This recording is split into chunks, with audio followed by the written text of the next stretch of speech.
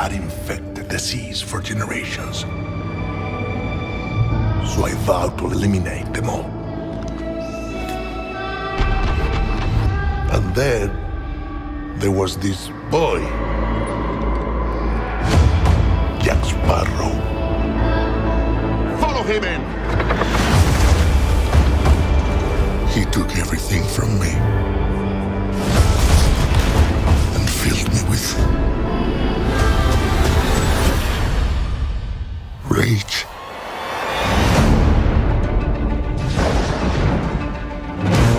The dead have taken command of the sea. They're searching for a pearl, a girl, and a sparrow. I have heard stories of a mighty Spanish captain who hunted and killed thousands of men. No, men, no. Pirates. Pirates. I once knew a Spaniard named something in Spanish. He's coming for you, Jack. Where's your ship? Your crew? Your pants? Jack! I'm so sorry, were you still talking? There's nowhere to hide.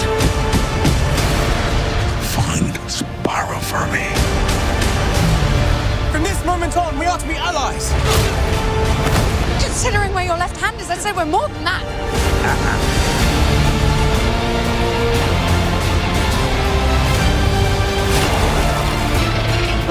Monkey. I'm not looking for trouble. What a horrible way to live. You will pay for what you did to me.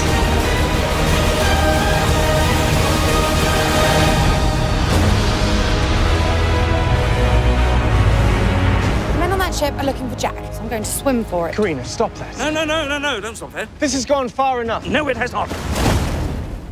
I saw her ankles. You'd have seen a lot more if you kept your cake holes shut.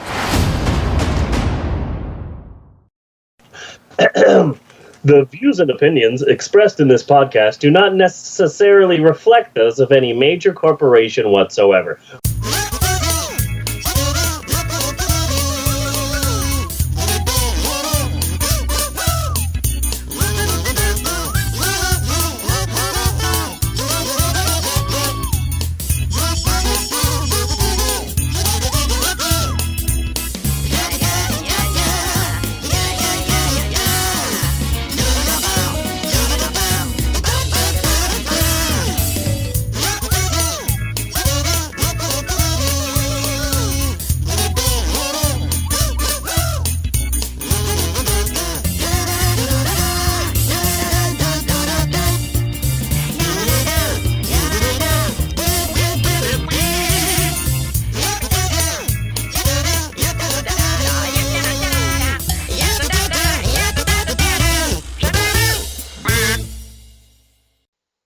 Welcome to the Pope on Film. I am Bunny Williams, and with me is Reverend Steve, the founder of the Church of Ed Wood, father of 5, cult leader, storyteller, retail semi-manager, long hair enthusiast, straight razor owner, Second Amendment protector.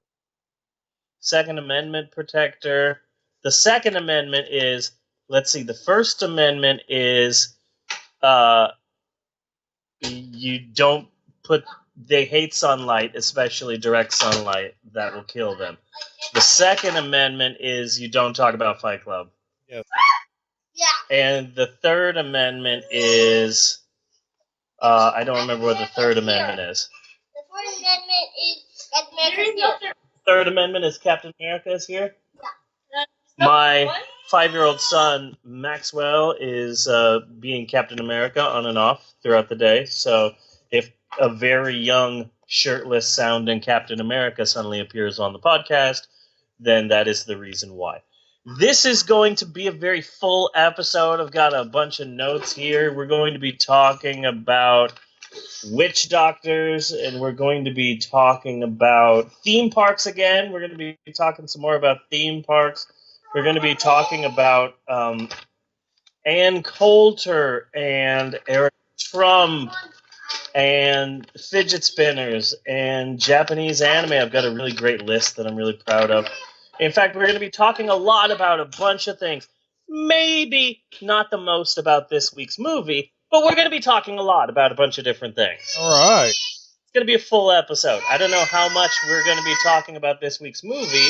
Eleanor, why are you yelling? Why are you yelling? Oh, I know, because I have a house full of people, and I'm the only one paying attention to you. Yeah, okay. How you doing, Eleanor? You want to be on the podcast? You want to talk to Bunny? No? Hi, Eleanor. Ellie. Bunny. Ellie, Ellie, Ellie. Ellie, Ellie, Ellie. She's looking around. Ellie? Ellie, where are you? Eleanor. Yeah, she's looking. Eleanor. Where are She's you? looking around the living room, trying to figure out where Bunny and Jeannie are. So that's I know how to confuse toddlers. yeah, we're really effing with her. Hi, Jeannie. Hello. Hi, Bella. Hello. Hello. Yeah, we got the whole gang here, so this is gonna be. We've got smoky skies, a lot of smoke in the air from fires in Utah. In Utah? So you're getting smoke from Utah? Yes. Going down the freeway, we have these light up reader boards that give messages. Yeah. It said something about smoke in the air. Don't call the fire department. It's smoke from fires in Utah. Huh. Well, Utah. we are about to get a bunch of dark clouds and storms thanks to Tropical Storm some woman's name. Cindy. Uh-huh. Cindy, sure. Clear in so Oklahoma? Yeah, apparently Wow. it's off the Gulf Coast and it's going to hit, I don't know, some place, and then it's going to be, the storms are going to be drifting northwards towards us. We're going to be hit starting tomorrow night. We're going to be hit with some nasty storms apparently. Oh. So that's fun. that's really strange. Yeah. Yeah, we were in the beginning of the week. They were telling us that the weekend's going to be hot and sunny with a high in the 90s, and then they were saying that the temperatures are going to be lower in the weekend, and now they're saying Friday and Saturday it's going to rain. Oh. So yeah, that's going to be fun. Eleanor's birthday's on Saturday, and on Sunday. On Sunday, the older teens and Natasha, they want to go to the Oklahoma City Gay Pride Parade. Uh-huh. And I will also be going to the Gay Pride Parade, but I'm not 100% excited about going to the Gay Pride Parade. Nothing against gay people, but I'm just against crowds. There you go. And walking. Yeah. There's going to be a lot of walking involved, Hey. And I've never really been a big fan of parades. Yeah. Yeah, I'm not a big fan of parades and crowds and large groups of people, sweatiness. I would go for like the St. Patrick's Day parade. Yeah. But that's more out of obligation. you know? Yeah. And then the Thanksgiving Day parade. Yeah. Right. Yeah. For the nostalgia of it, to see Santa Claus at the end, and then be able to say, okay, now it's fucking Christmas. Okay? Yeah. Yeah. That's how it always was. That's how it always was. Once Santa appeared at the end of the Macy's Thanksgiving Day parade, it was Christmas now. That's right.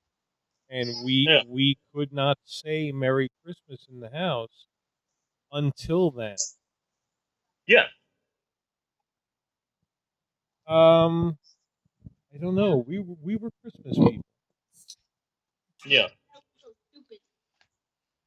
So lot to talk about, so much to talk about, very full episode, and this is episode 129 Yes. of the freaking podcast. 129 episodes, and listen, we realize here on the Pope on Film podcast that we've done 129 episodes, and that's not even including the special editions or the Kids Can You Stop Fighting right next to my recording space, I would appreciate that. I'm trying to do a bit here. That's not even including the special editions we've released and the spin-offs that we've done of the podcast. We create a lot of content here on the show. Yeah, the commentary tracks. Yeah, and the commentary tracks. We've done a lot. We've released a lot of things, and as a result of that, it is possible, however unlikely, that you may not have heard all 127 episodes that have. That was way too much Jello, Bella. Are you trying to make Eleanor choke on Jello? Are you trying to kill her? Are you trying to kill her? You're gonna make her choke on Jello, and then she's gonna end up in heaven, and they're gonna say, "So, what's your name?" And she's gonna go, "I don't know. I can't talk. I'm only 11 months. All I know is Jello was involved." And they're gonna be like, "That's adorable," because all they're gonna hear is "ah blah blah blah blah blah." So try not to kill Eleanor, okay? Especially right before her birthday. Okay? All right. Seriously, smaller bites. She's not Andre the Giant. She's Eleanor the Tiny. Freaking remember that. So, what we like to do here on the show, Maxwell, can you not be boxing an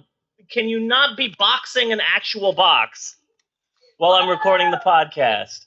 You can play, just not actually box an actual box while I'm doing the podcast. And now the baby's upset. This is a very exciting episode of the Pope on Film already. I haven't gotten started with my first freaking bit. So what we like to do here on the podcast is we like to get you up to speed, you the listener, as a public service, really, because we're heroes. We are humble heroes here on the show. We like to start off the show with a previously on the Pope on Film to get you caught up with all of the plot lines and double crosses and all of the things that happen on the show.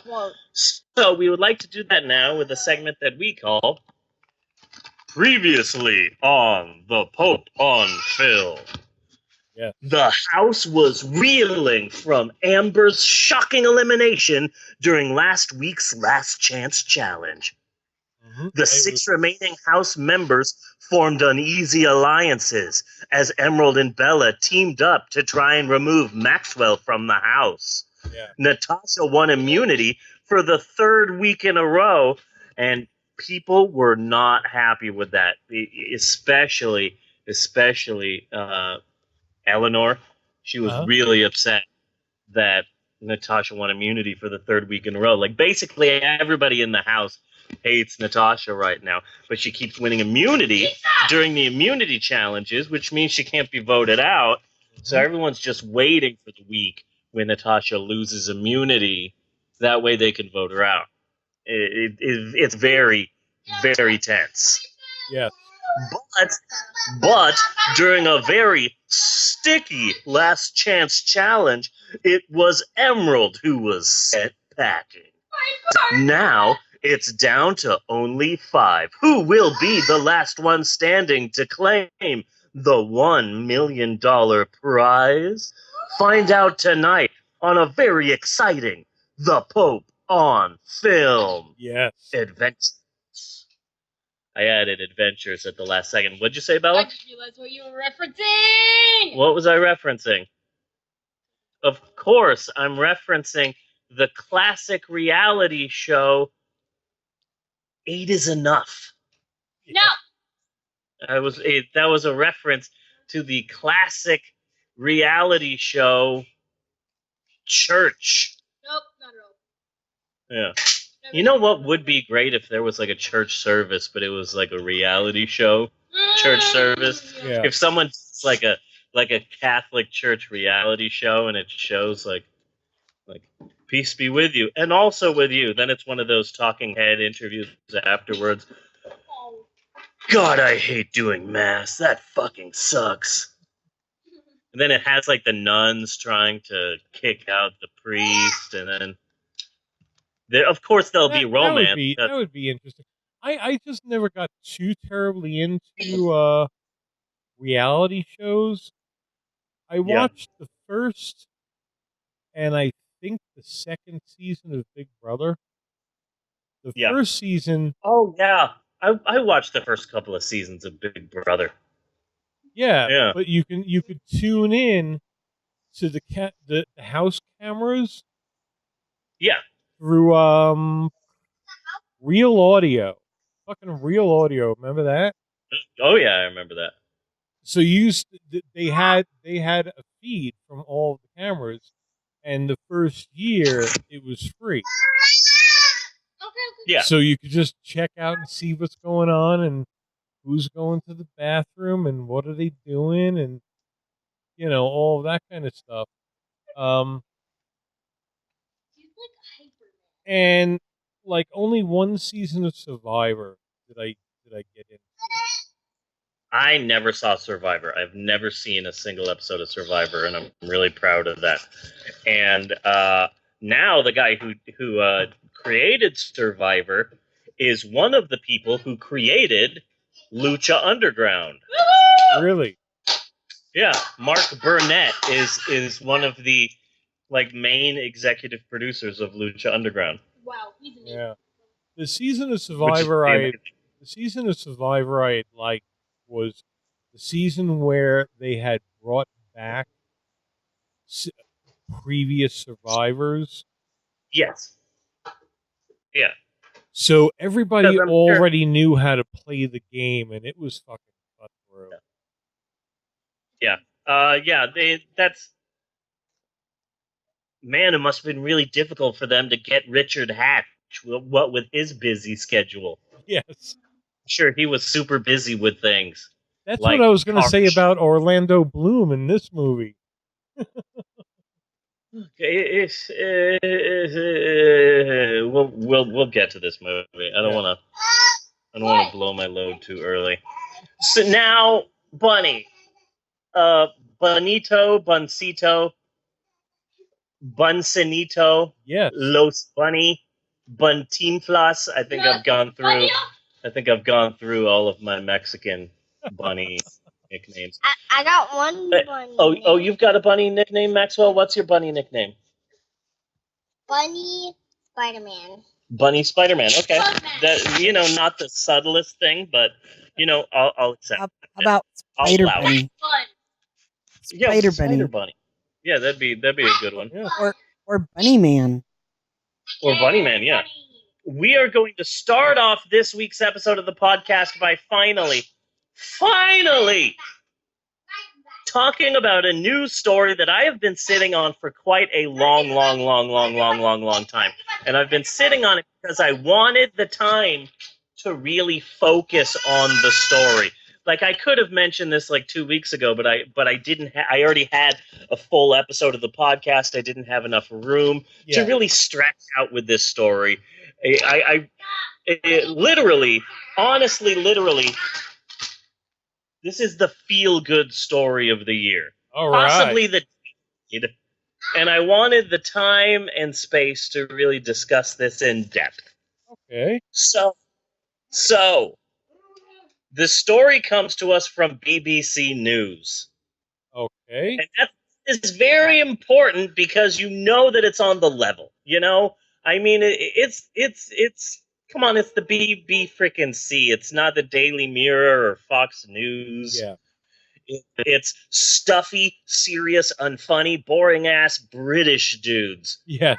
So the story can be trusted. So, this particular story comes from Mozambique. Okay. Home of, I'm assuming, Mozambikians. I believe that's what they're called. Also in Mozambique. Just not beakers. Yeah. They don't like that. Yeah.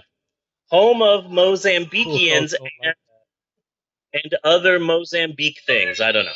But the police in Mozambique are warning bald men. Yes. Bald men have been warned because witch doctors have been telling people that the head of bald men contain gold. Yeah. So far, 5 men have been killed for their body parts this year. Now, this crazy ass story is on top of another story that I didn't know about concerning albinos. Apparently, African witch doctors also believe that people who are albino, their body parts contain magical properties. So Really? apparently between 2014 and 2016, at least 18 albino people have been killed and 5 people have been abducted. So basically, if you're a bald albino living anywhere in Africa, you better write your will. I'm a bald albino. Because you're basically, the moment you look out your window, you're going to be killed. Interesting fact about albinos, because I had a character once who was an albino, so I did some research. The idea that albinos live shorter lives. Have you ever heard that? Yes. That is not really true. They really just lack pigment, and that's all there is. So they don't really, what skews the numbers a bit is, of course, they have a higher rate of skin cancer. Yeah. So that makes it seem like they live shorter lives, but it's like, just don't get skin cancer. Don't do that. I imagine if you're reading the Twilight series and you finally get to the last Twilight book, finally Edward lets Bella know, okay, I'm not really a vampire, I'm just an albino. That's why I don't go out in the sunlight and all that sort of stuff. Personally, I know a lot about albinos. Let me tell you about albinos, okay? Albinos have long beards, and in the beards are a bunch of rubber bands. Albinos mostly wear Hawaiian shirts. They dress like Nintendo characters, and they're always doing the Mario! Swing your arms from side to side. They also have a secret language. No one else gets that. Yeah. A lot of albinos are successful. For example, there's a lot of albinos out there that are captains. Yes. Yeah. Like Captain Lou Albino. Huh? Yeah. He played Mario in that stupid show that you kids were obsessed with for you went all the way around. Oh, Captain Lou Albano. No, he's Albano, not an albino. See, I got mistaken there. I thought he was Captain Lou Albino. But see, no. I didn't really catch on with the Mario thing. Yeah. My kids were obsessed with with the Super Mario Brothers Super Show. It's a really horrible thing to watch. It's so bad. It's so very, very bad. Well, all I need to know is Captain Lou Albano is in it. Yeah. So, bald men's heads contain gold, which is interesting. You know what else I've heard? Military-style buzz cuts contain wheat. I'm assuming. So that's where And also, heads with long hair contain AA batteries and those Taco Bell tacos where the shell is a Dorito. Yes. That's called science. So this story makes so much sense to me, and let me tell you why it makes so much sense to me. Because this story answers a ton of questions that I have always had. For example, Telly Savalas. Yes. People thought he was attractive. Yes, he was quite Which is odd at the time. Yeah, which is odd considering the fact that he looks like an ugly New Jersey dog. Yeah. He might have been like sexiest man of the year. Who does that time, right? People does that? Sexiest man? Yeah. He might have even been the sexiest man for the years he was on Kojak. Yeah, imagine like an ugly dog, but then imagine an ugly dog acting as a stereotypical New Jersey man. So it's like a ugly dog, but then the ugly dog is like, woof, baby, and smoking a cigar and stuff. I don't know, man. To me, just looking at him, he always looked like he smelled like really bad cheese. Yeah. You know, Yeah. just like I can't actually smell him, obviously, but Yeah. he looked like he had that smell. Yeah. So I always wondered why people thought Telly Savalas was attractive, and now I know why, because he had gold in his head. Yes. This also explains why The Rock's film career has been so successful, because even if the movie bombs like Baywatch, it's okay because the star of the movie has a head full of gold. Yes. So that makes sense. It's That interesting makes because a lot of sense. Yeah, it's interesting. The Rock, like I've been looking back at old like wrestling tapes and stuff like that. Yeah. And The Rock, I'm so glad that he's in Hollywood because his entire persona back in like 1998 and 1999 and 2000 was, I'm a cocky son of a bitch who sexually harasses everyone. Yes. Yeah. Like looking back at The Rock back in his heyday, he was like a walking sexual harassment machine whose basic like thing was just misogyny. Yeah. Yeah. Yeah. Like The Rock couldn't exist now. Like if anybody was gonna make it, out of wrestling to be a legitimate actor, it would be The Rock. Because that motherfucker just exuded goddamn charisma. That's weird because I always thought if there was ever going to be one person who was going to make it big, it was going to be Headbanger Mosh. I thought, oh man, you know who's going to be the biggest sex symbol in the world? Crash Holly. I don't know. I think I thought Scotty Too Hottie was a contender. Scotty Too Hottie, yeah. Because man, could he worm? Yeah. So, bald guys, we need to mine Vin Diesel immediately. Yes. We need to mine or at least secure the mining rights. Yeah. We need to mine Vin Diesel immediately. Also, this isn't a joke, and this is really in no way related to the whole bald guy thing. Bruce Willis is an asshole. Yes. I was asking people at work, can you name some famous bald people? And when they said Bruce Willis, I said, you know what? I'm just going to write this down. Bruce Willis is an asshole. Not related to the rest of the story. I just want to take, anytime I can say that Bruce Willis is an asshole on the podcast is time I want to take. I mean, but what talk show was he on with the Trump hat, giving a perfectly good, frightening Trump supporter look? Yeah. Just like, yeah. Oh yeah, you're flaming. You're one of them. You're really just. Yeah. Now, before we get into any of the regular features, before we continue with the podcast, I want to touch a wee bit on some old bits of news because we took a week off, which made it hard to comment on Trump's ridiculously quick news cycle in a timely fashion. Oh my God, no! We can't even get. Like people say Trump is good for comedy. Trump sucks for fucking comedy.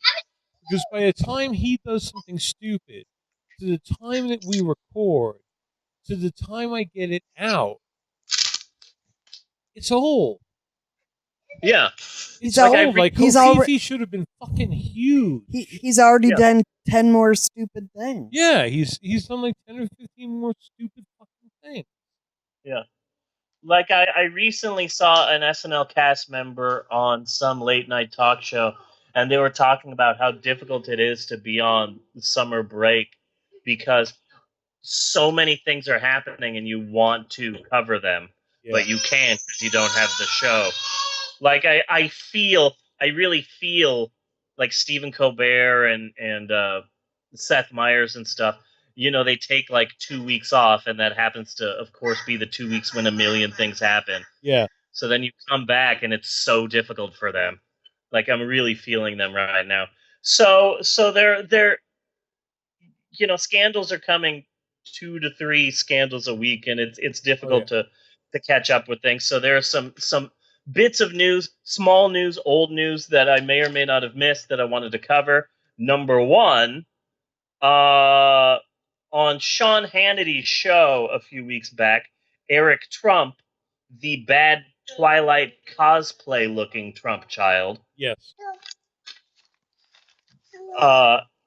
He had an interview with human anal wart Sean Hannity, where Eric Trump said that the people who are attacking his dad, quote, aren't even human.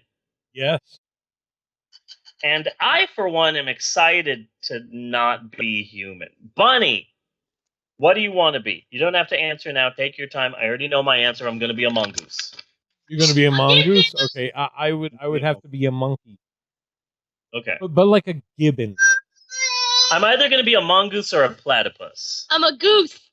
That was going to be a goose. Platypus is a good one. Yeah. Jenny, what would you be? I'm a cat. Oh. What animal would you be? What would it be? Just in since general? Since Eric Trump said we're not humans. Oh. What animal? I would definitely be a crow. Crow. I've always wanted to be a crow. Yeah. Do you want to be a crow or do you want to be a crow? There's two. Or do you want to be like with white face paint in the rain somewhere? No. That's supposed to be New York City. The bird crow. A bird crow. Okay. Yes. Crows are awesome. They live in families. Yeah. They have parties. Yeah. Crows have parties. Hello. They have no real natural predators.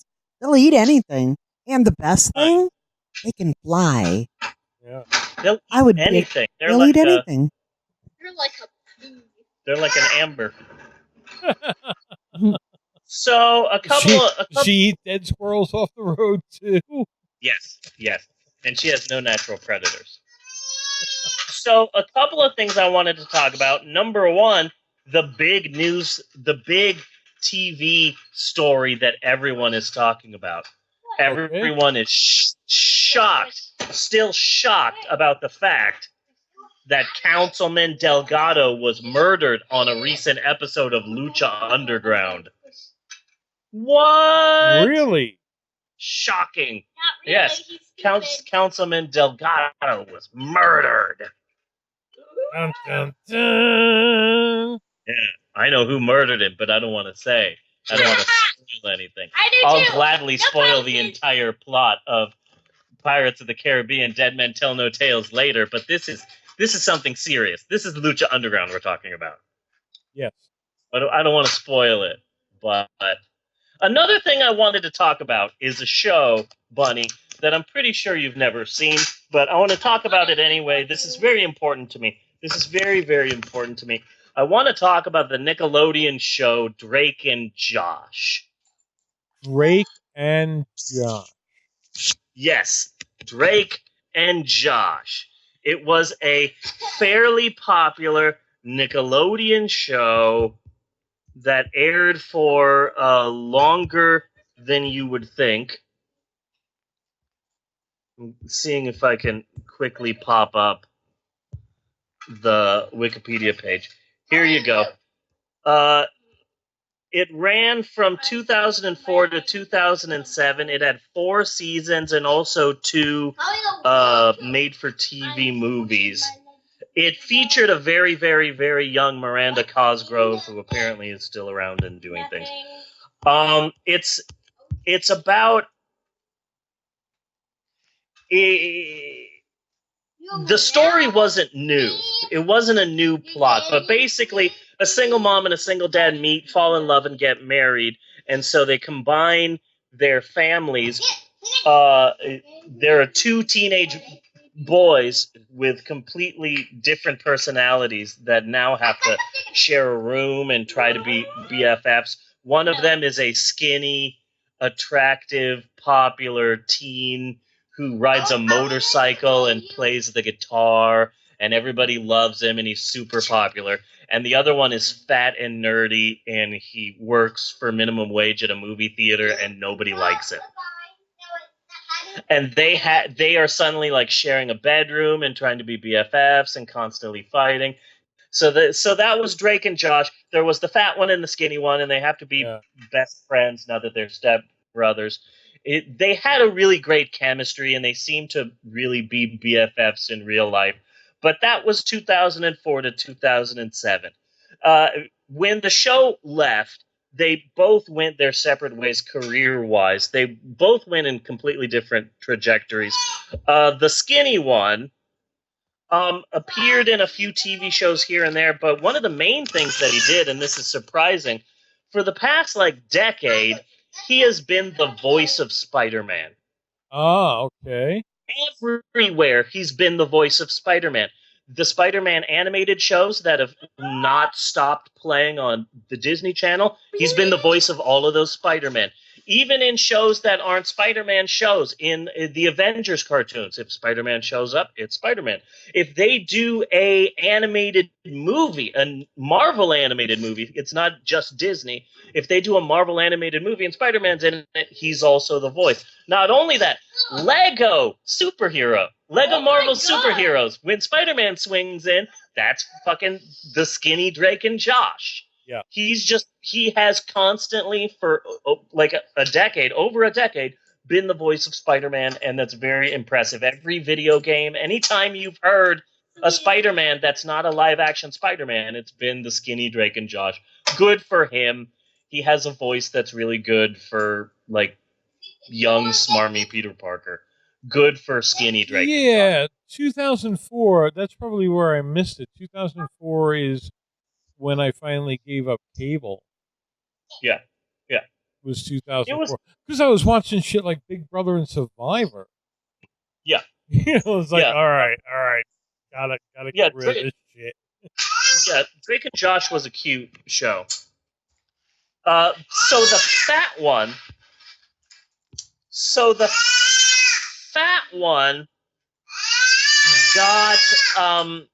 got that surgery. What's the word I'm thinking of? He got the autopsy. I don't know. no, not an autopsy, Bella. Come on, get your head in the game. Eleanor, stop screaming. A tummy tuck, a gastro bypass. Yes, gastric bypass. He got gastric bypass surgery. He became super crazy skinny, and he became a really huge internet celebrity. He was a successful Viner. He started doing these hilarious skits on YouTube. He was all over Funny or Die and Vine and Twitter and Instagram and millions of followers, and he would do skits that had to do with being a Nickelodeon star, and he was all over the place, and he became very, very famous on the internet. So anyway, recently, the fat one got married. He got married to this model, and they had this huge, massive, expensive wedding, and hundreds of people.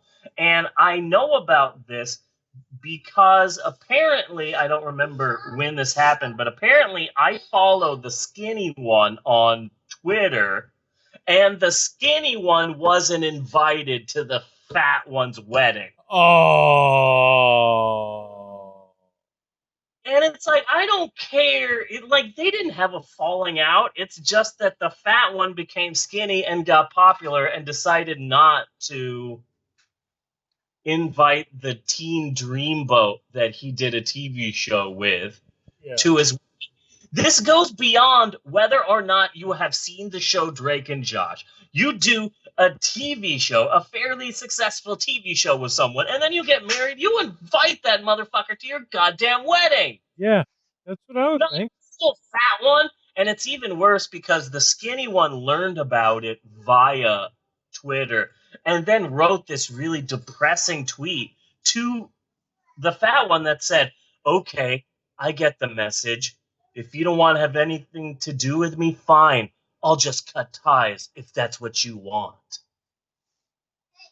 Wow. Damn, that makes it worse. That makes it worse. How dare you hurt the skinny one's feelings, fat one?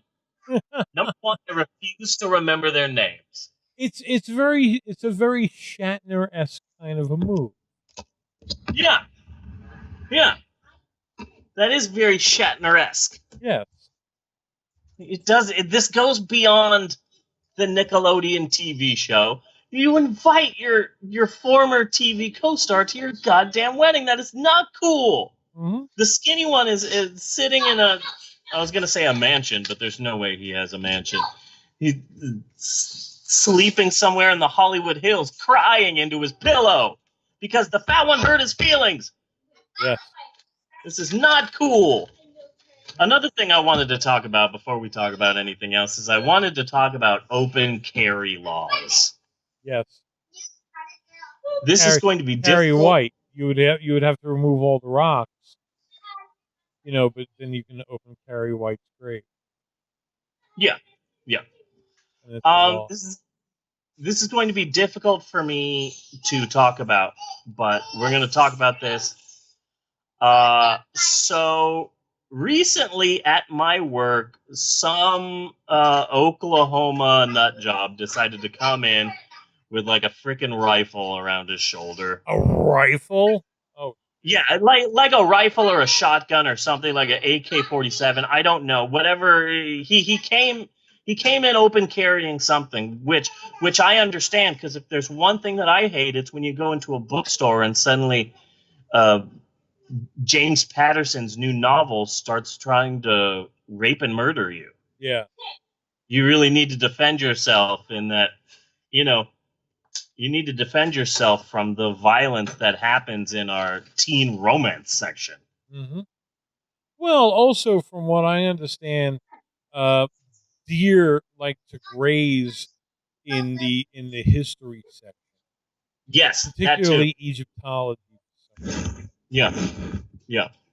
So, number one, I don't agree with guns. I have a hard time with guns. I had one shoved into my temple at one point in time during a robbery, and so I don't like guns. I don't think people should have guns. I'm against open carry.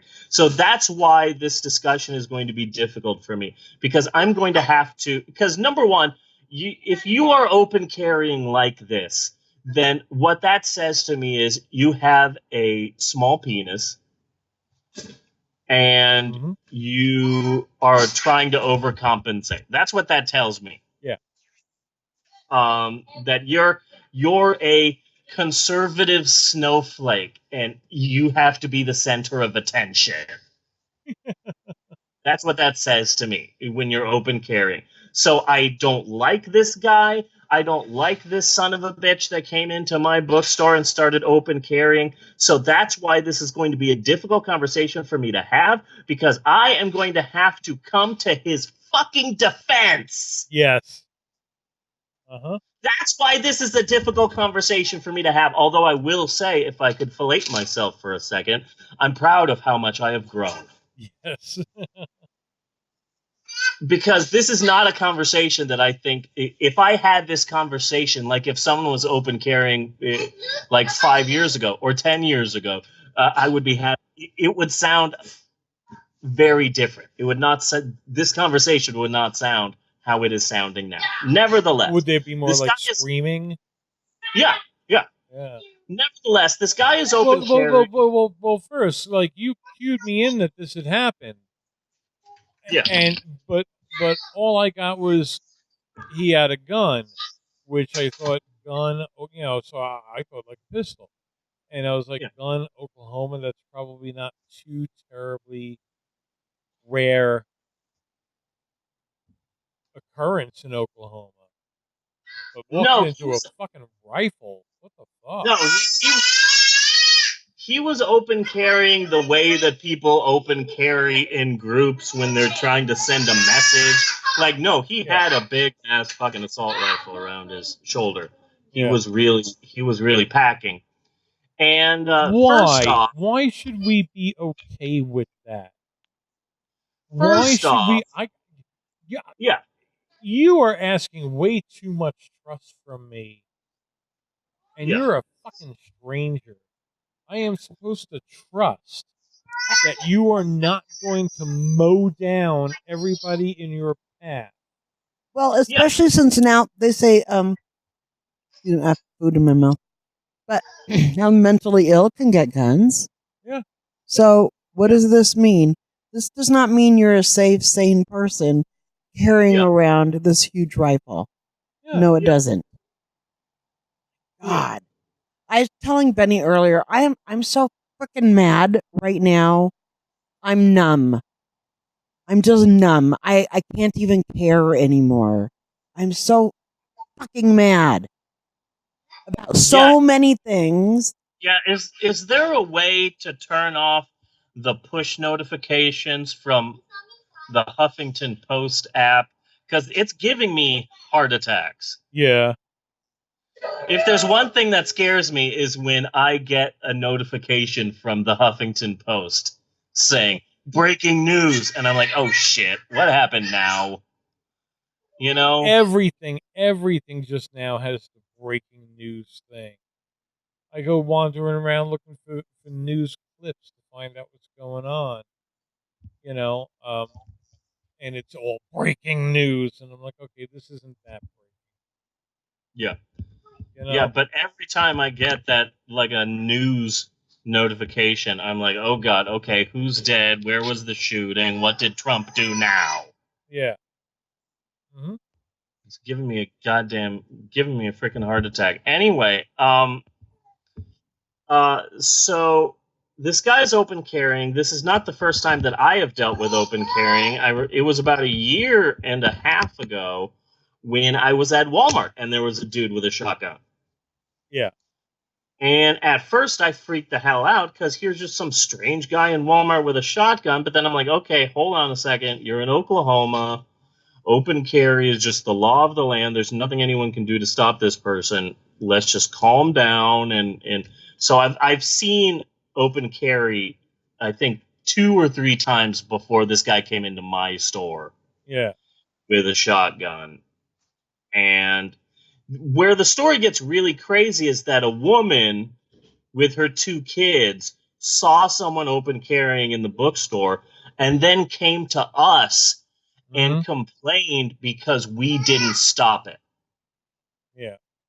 And she was really huffy about it. She said, there was a man, and I saw him, and he was in the cafe, and he is carrying around a shotgun, open carrying a weapon, and why aren't you people stopping it? Mm-hmm. And it's like, okay, as much as I'm against open carry, it's law. Uh-huh. It's just law here in Oklahoma. So like, we can't stop him from doing this. If we do stop him from doing this, society and pop culture has taught me that this guy is going to get really pissed off, go home, go on his freaking bulletin boards, his chat boards online, and within 24 hours, there will be 25 more of him. Yes. That's how it works. I mean, that's what I'm thinking, man. What the fuck are you going to say? I would be terrified to say anything to him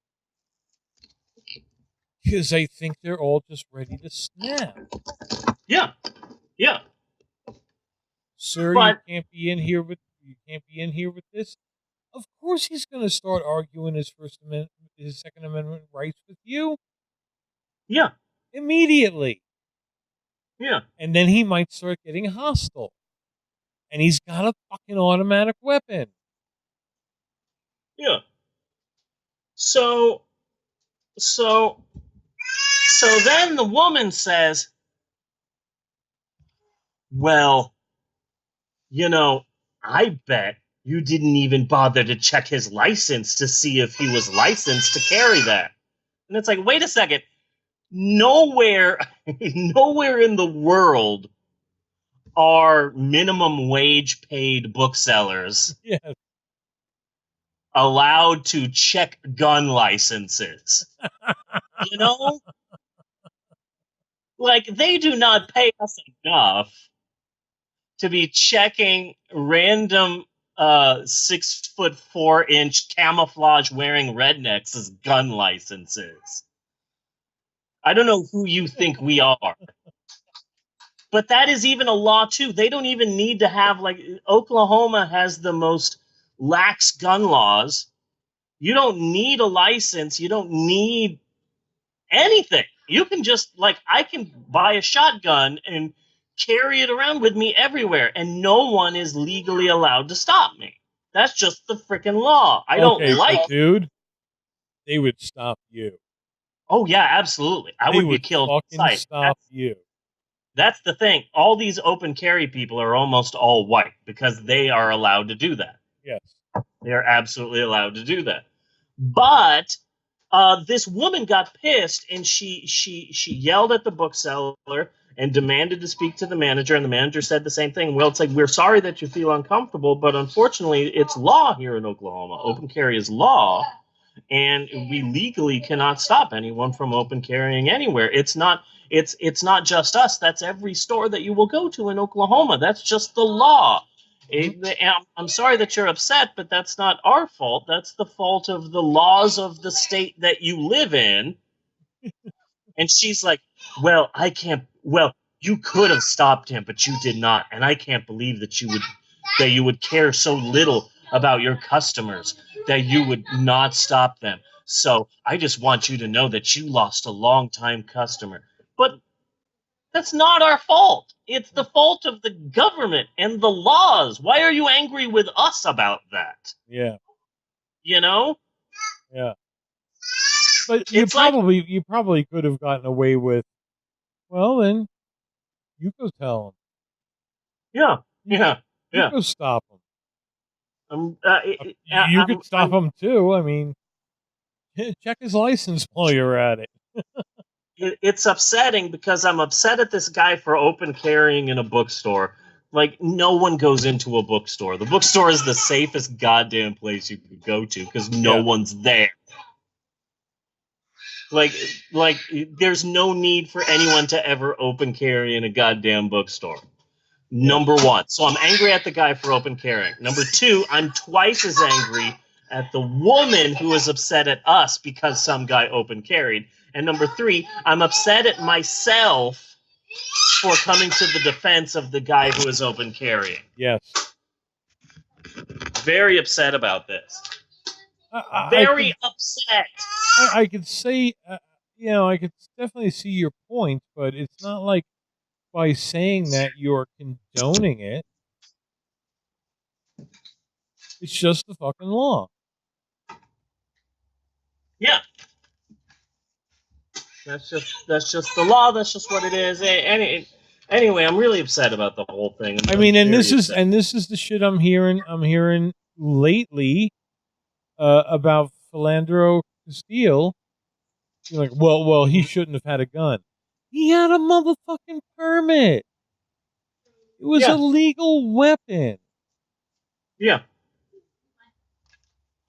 You know what the fuck, man? I can't believe the shit I am hearing out of people over this one.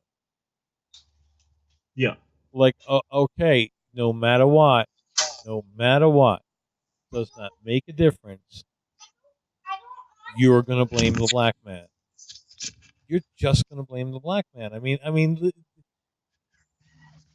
there's no argument here. You know? Yeah. Yeah.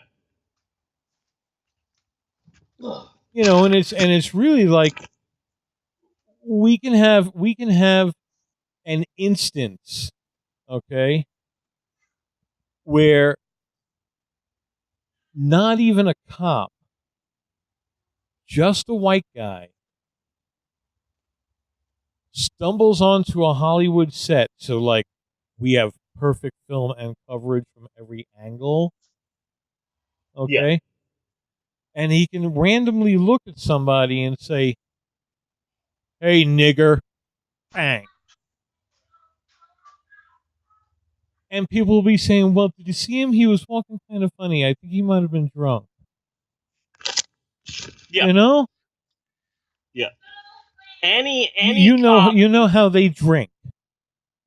any cop can get away with shooting anyone as long as they felt threatened. And it's messed up because literally a police officer can shoot and kill a 12-year-old minority and get away with it as long as the cop said, but I felt threatened. Oh, Yes. well, you killed this person, but you're innocent because you felt scared. Mm-hmm. Like, that's so messed Oh, up. yeah, and that one shot the fucking kid dead within 12 seconds of arriving on the scene. Yeah. But it's like that old episode of South Park. They're coming right at us. Yeah. It's the same thing. I feared for my life. Then you are way too pussy to be a cop. You know? Yeah. Hold on, I'm texting Natasha. Okay. So let's move on to something funner. Okay. Let's move on to something brighter. Man bun. Remember a few episodes back, we had that very entertaining and informative discussion about Universal Studios and Disney and the secret war that they're having? Yes. It was a homework assignment, and I was quite proud of it. It was very informative, very proud. So there's some more news. Okay. There's some more news in that front. So we have to, once again, talk about theme parks. Very excited about this. So since we last talked about the secret war between Disney theme parks and Universal theme parks, Universal was number one with their wildly popular Harry Potter parks. So a desperate Disney put a shit ton of money, a ridiculous amount of money, on a massive and fully immersible Avatar Land. Yeah. Avatar the blue people, and not the airbending. No, the blue Avatar, the blue Avatar. And I've seen pictures. It has recently opened, Avatar Land. I've seen pictures and I've seen video, and it looks good. It looks nice. It looks okay. I mean it looks good. I'm sure that the whopping 2 rides are good too. Wow. Amazing. 2 whole rides? What? But like I see the whole thing as just a collective yawn, and I'm sure that their Star Wars Land will be massively popular. I just think it's ridiculous that it'll be set in a brand new, never before seen planet. Yeah. It's like Universal Studios Florida has a Simpsons area, but the thing is that it's Springfield. It's not Capital City. It's like, oh, this is our Simpsons area. Is this Springfield? No, it's Shelbyville. Yeah. No, it's a brand new Simpsons city that no one has ever seen before. That would just be fucking stupid. So anyway, Disney opened Avatar Land, and they're hard at work at Star Wars Land, and just for shits and giggles, they got an old-ass ride, the Twilight Zone Tower of Terror, and they retrofitted it to be a Guardians of the Galaxy ride. They even created a really nice looking Rocket Raccoon audio animatronic figure, and they got the entire cast of the movie to film some new scenes. And oh my god, people went apeshit over the Guardians of the Galaxy ride at Disneyland. Did they? There were lines that were 7 to 8 hours long. That's basically your whole day at Disneyland. Yeah. People want to see this new Guardians of the Galaxy ride so long that they arrive at Disneyland and immediately get in line for the Guardians of the Galaxy ride, and they're not. And 8 hours later, they ride the ride and they say, "Oh my god, that's amazing! I want to go on it again."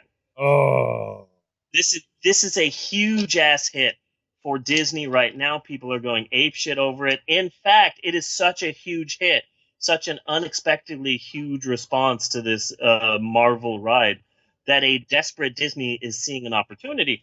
And now they're hard at work at adding more Marvel rides to Disney's California Adventure theme park at Disneyland. They haven't made any official announcements, but now they're looking at Disneyland's California Adventure, which hasn't been the 100% huge, massive success that they wanted it to be. And they're saying, okay, well, maybe we could get rid of the Aladdin experience. Yeah. And maybe do Spider-Man. I don't know. We have this massive bit of land dedicated to A Bug's Life. Does anybody even remember that now? I don't know. Maybe we could get that out. We can put a whole Avengers area. They're smelling the money, Yeah. basically. Disney is smelling the money, and so they're looking to add some more rides. Now, Star Wars Land will be a big boom for them. Avatar Land is but more Marvel. This could be the turning point. This could be what causes Disney to finally beat Universal Studios at the theme park game. So, to be outdone, Universal Studios recently announced a new massive, fully immersible land that will be appearing at all of their parks, including Universal Studios Hollywood, California, Universal Studios Orlando, and apparently they also have one in Japan. It's going there too, especially there because they're calling it Super Nintendo World. Really?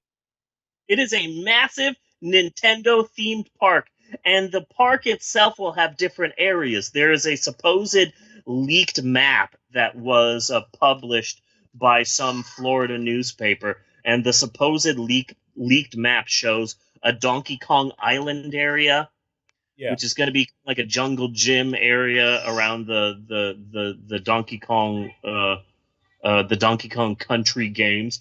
There's also going to be Zelda's Kingdom with Zelda and Link and the Triforce and the Master Sword and all of that. There's going to be a Pokemon training facility where you can learn to be a Pokemon master and fight other people, and a massive Super Mario themed area with the Princess's Castle and with Bowser's Castle, and there's even going to be a Mario Kart ride. Is this really a good thing, or like Nintendo hasn't really been doing good lately, have they? Ooh, shit.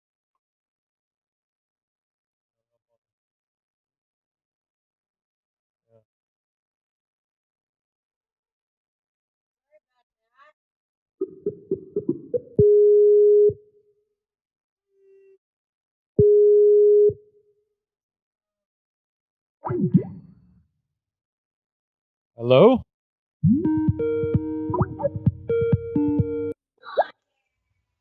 Hello? Okay, I gotcha. All right. That was me. That was my bad. I accidentally hung up. Okay. You're going to have to get Maxwell to fire me. Yeah. And then you called and I accidentally pressed the hang up button. So we're all to blame. But so this Nintendo hasn't been like the thing for a while, has it?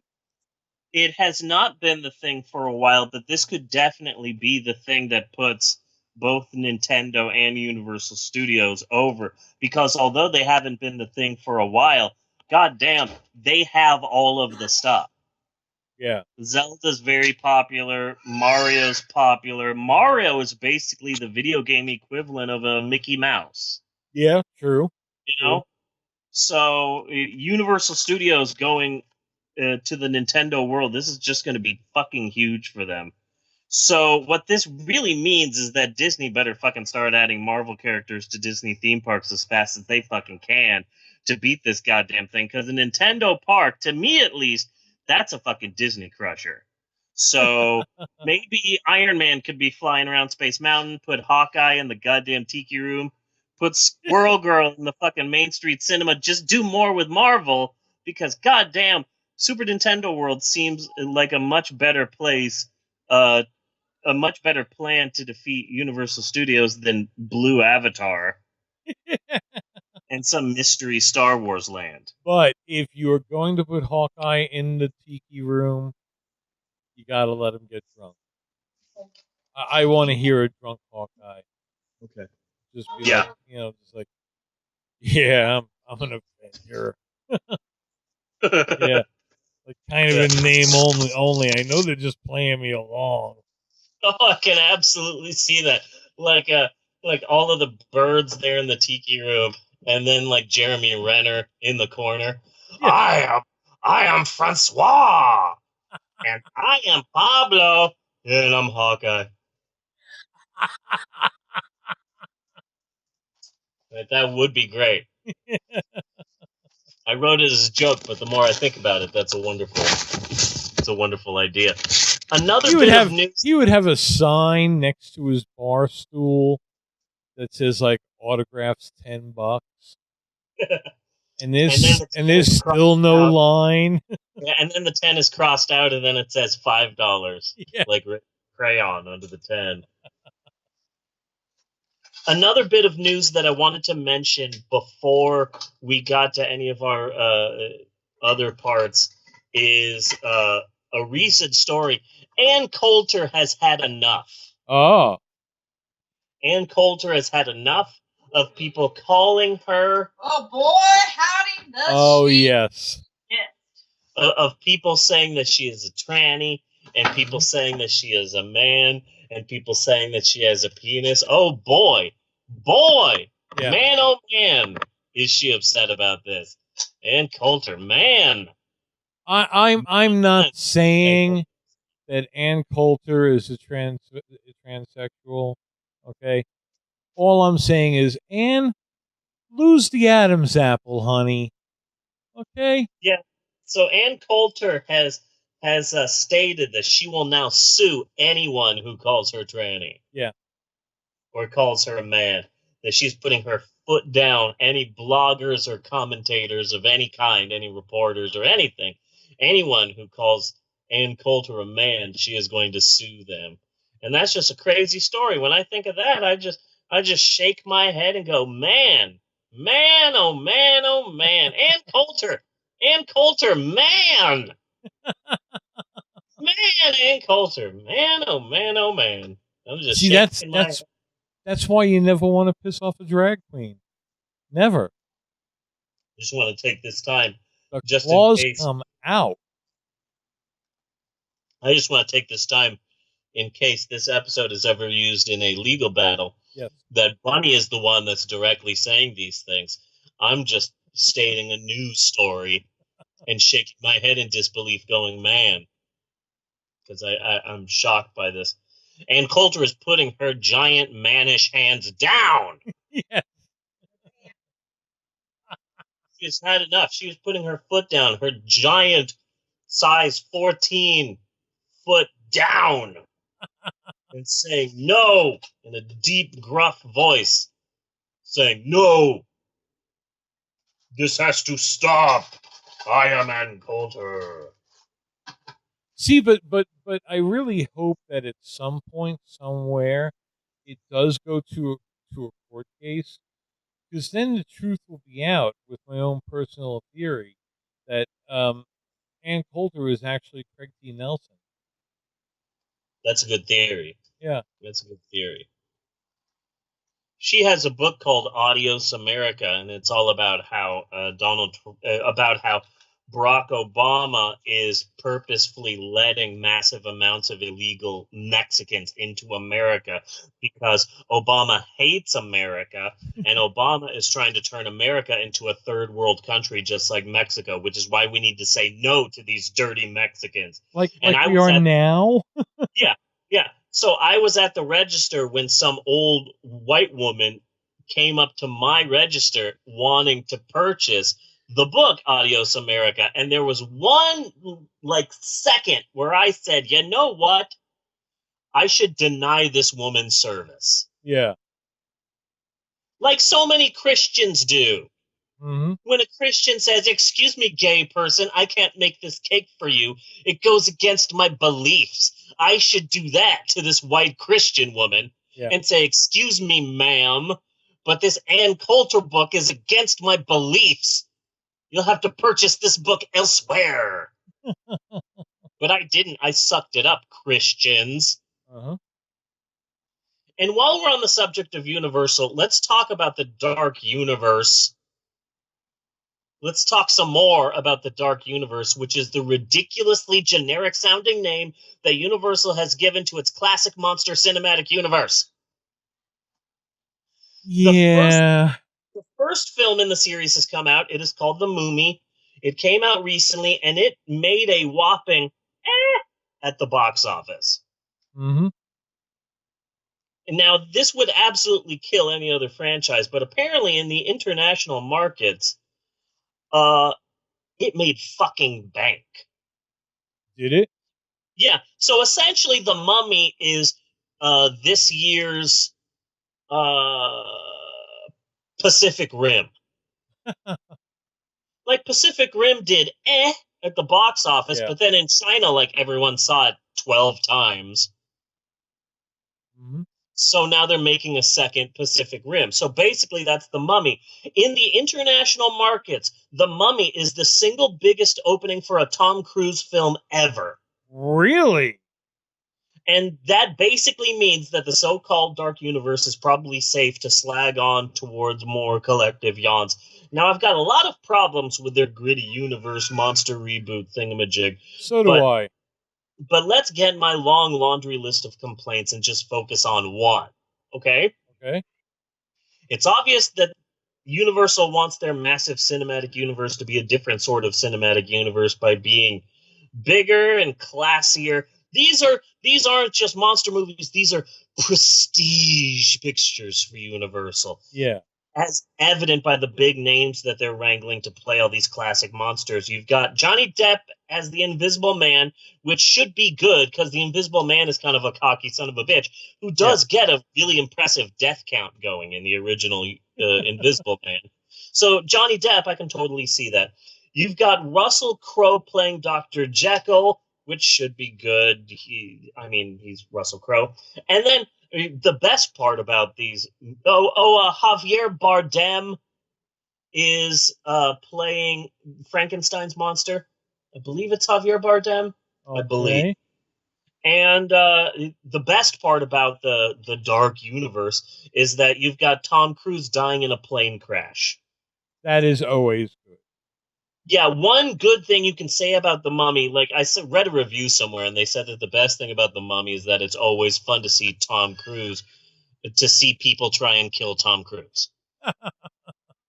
It doesn't matter what movie it is, whether it's Mission Impossible or whether it's, I don't know, Jack Reacher or whether it's, I don't know, Top Gun. It's just always fun to see people shoot at Tom Cruise because that's everyone's dream. Yeah. So they're even trying to pry Angelina Jolie away from her 19 adopted Kenyan children so that she can play the Bride of Frankenstein.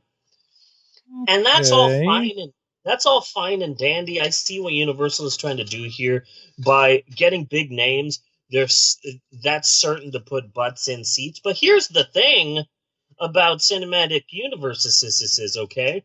Yeah. All of these movies are supposed to be connected, and all the stars that they have for these movies are way too big. Tom Cruise isn't going to be in 6 interlocking movies. You know how long it took him to make 5 Mission Impossible movies? The first Mission Impossible came out when I was in high school, and now I'm fucking 40. Mm-hmm. And he just did Mission Impossible 5. So there's no way you're going to get Angelina Jolie to appear in like 7 films. She's not going to Samuel L. Jackson it up. Yeah. You know? And they just don't. I mean, I didn't see The Mummy, but I saw the trailer. You know, and I saw the trailers for Dracula, which you could tell is like a dry run. Yeah. You know? Yeah. And it's like, these just don't look like Universal movies. Why do Universal monster movies if you're not going to bother with Universal monster movie fans? Yeah. Yeah, it's a bit ridiculous. You can make it half the goddamn price. Yeah. I would rather not see a single name in one of those. You know? As long as you, yeah. And much, much cheaper as long as you get it. All of these movies were like dark and mythic and gothic and mysterious and spooky, and all of these films just look like Michael Bay films. That's yes. Mm-hmm. Yeah. That's what the trailer of The Mummy looked like for me. Just like, it's an action movie with a mummy? Yeah. Michael Bay's The Mummy. Yeah. Yeah.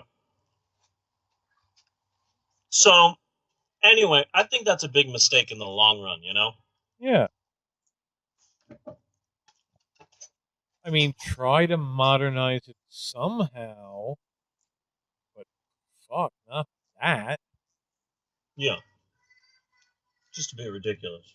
This is really good. Yeah, Well, and you know, yeah, Michael Bay is just perfect because they kind of look like Transformer movies, you know. yeah. It's just like there's a lot of stuff moving here, but it doesn't look like anything's going on. Speaking of movies, did you hear what's happening with the Han Solo movie? Yes, they ditched the director and got Ron Howard. Yeah, I'm really upset about this because they announced this Han Solo, young Han Solo movie, and I'm like, okay, that might be good. It'll probably be a lot more lighthearted than Rogue One, which is just a big fucking downer. And then they And I announced think I think Ron Howard could possibly pull it off. I mean, it's here's kind the of tough stepping in somebody's shoes like that, though. yeah. Well, first they announced that funny guy from Hail Caesar Yeah. was Han Solo, and I love that. Would that it were so simple. That's like the one of my favorite scenes in the world.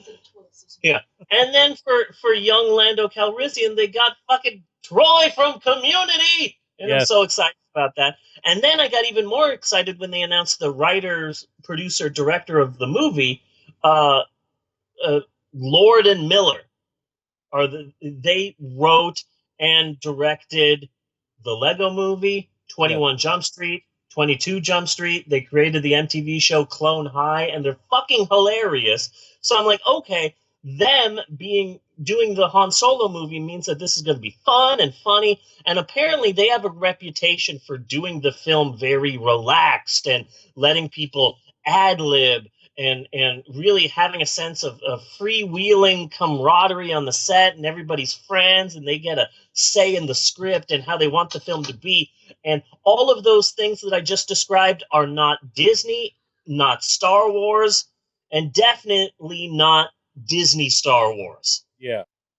And so they fucking fired Phil Lord and Chris Miller from the Han Solo movie, and that's so fucked up because they've been filming since January. And it made me like retroactively sad, you know? Yeah. Like I didn't know they were filming. I didn't know they had directors. I found out that they fired the directors, and then I went to find out a little more about this, and I was like, "Oh fuck, that sounded like it could have been a good movie." Yeah, I want to see the Lego movie and 21 Jump Street guys do Star Wars. That looks like it's going to be fun. I feel like Star Wars hasn't been fun for a long ass time. I mean, it's still gotta have action and something in the way of a Star War, Yeah. even if it's like 3 or 4 ships. That's okay, you know. But the fun of it, that is what's been missing. And Han Solo in the original movies, he was fun Yeah. with his little quips and stuff like that, you know, and just too cool to be in the same room with them, you know. Yeah. Yeah. I think they could have done a good job with that. I think Ron Howard could do a good job too, though. Yeah, I think so. Especially since all he's done for the last couple of decades is music documentaries and Arrested Development. Yeah, yeah. But he knows how to work with midgets already, so Yes, he does. you Yes, know he does. that's usually important on a Star Wars movie. Every time someone says Ron Howard, I go through this like 2 second process where they say Ron Howard, and I go, who the hell is that? And then I remember Saturday Night Live and Eddie Murphy, and Eddie Murphy didn't know who Ron Howard was until he realized, oh wait, you're Opie Cunningham. It's Opie Cunningham. Oh, I can't believe Opie Cunningham. I'm talking to Opie Cunningham. Mm-hmm. So yeah, Ron Howard is Opie Cunningham. Mm-hmm. Yeah. And it always makes me wonder if in the last season before he left Happy Days, if they were having to glue his hair on. Yeah. Because it seems like Yeah. he left Happy Days and immediately became just bald as a cue ball, like he had fucking gold in that skull. Yeah. Yeah. Yeah, I'm really sad about the Han Solo movie. Yeah. I mean, I hope they can pull it off. They've been filming for freaking months. So, Firing the directors halfway through.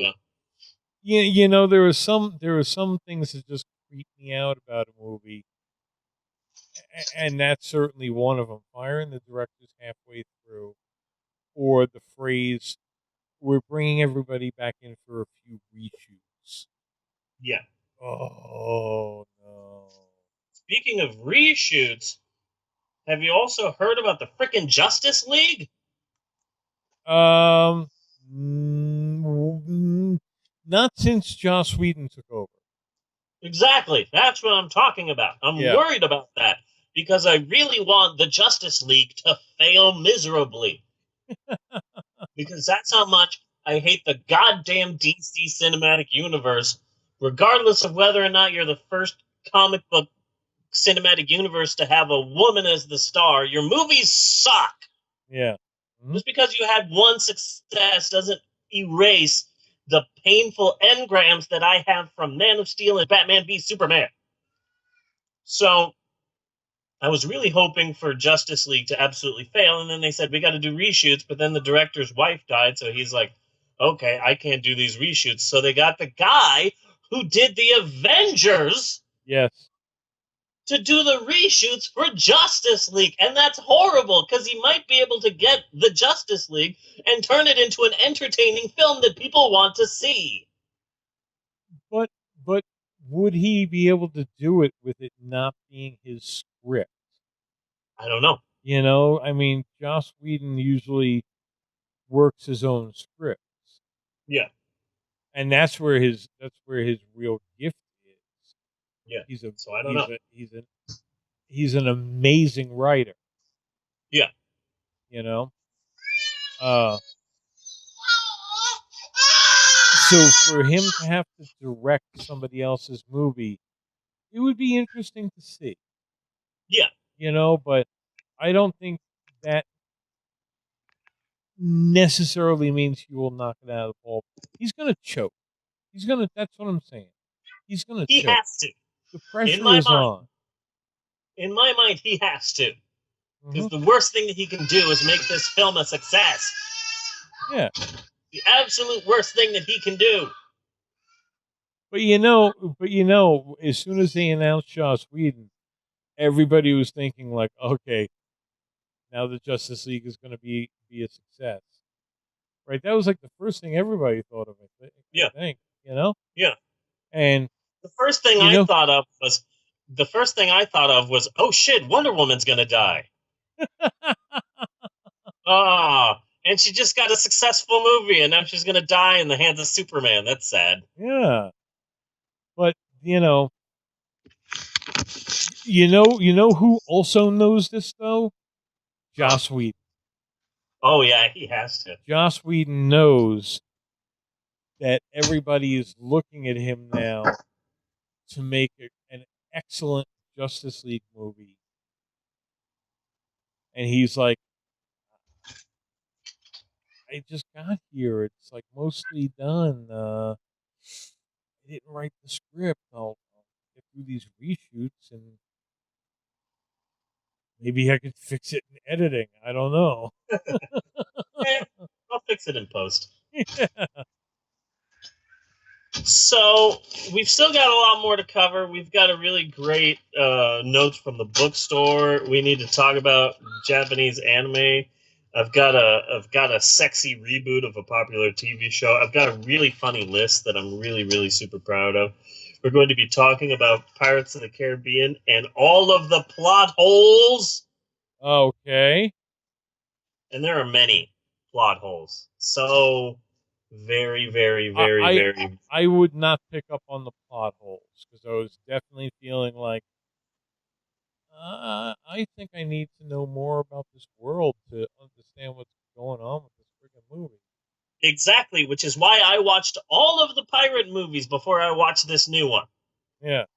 So I was well versed in everything that's going on. And there are little things that they do in this new Pirates movie where it's like, hey, we're calling back to all of the other Pirates movies. And it's like, wait, no, you're not, because none of this makes fucking sense.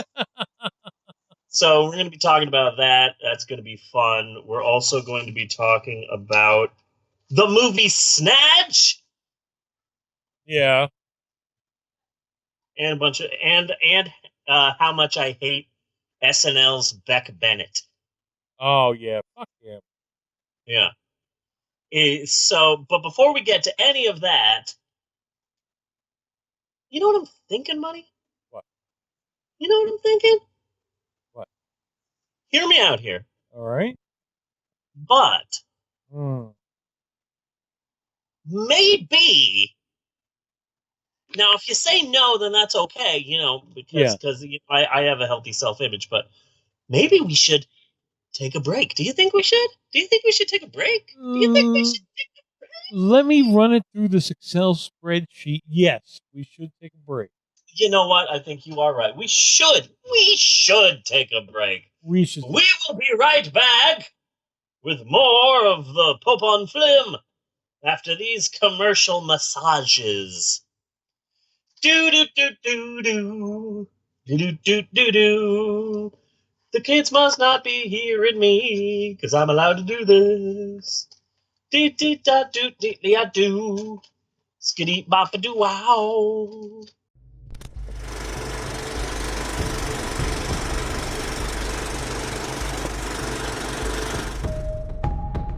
An ass put on a lion skin and went bouncing around the forest merrily,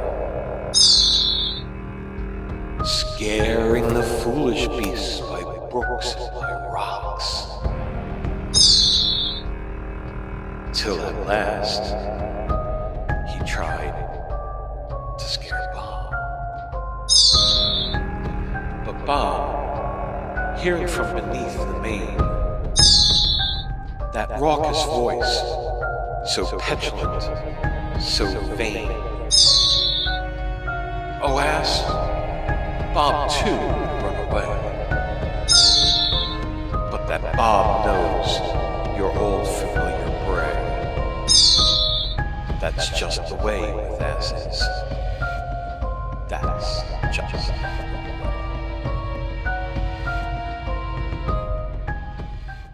Everybody stinks.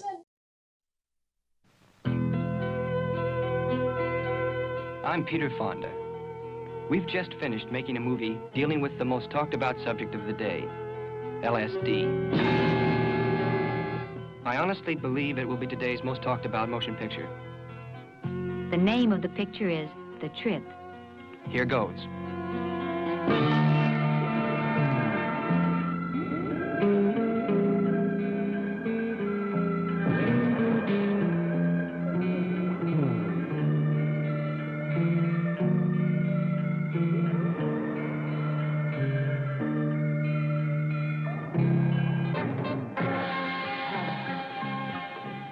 It gives off an orange cloud of light that just blows right out over the sea.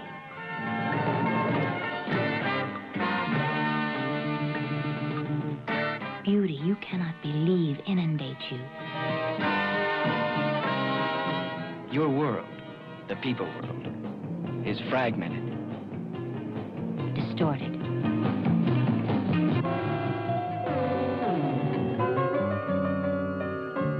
Passion is a rainbow of ecstasy.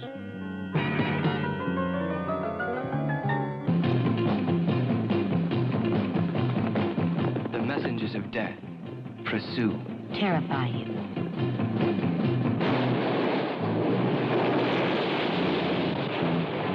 I'm gonna die, man. I don't want to die. If that happens to you again, you go ahead and go with it. Just go ahead and die.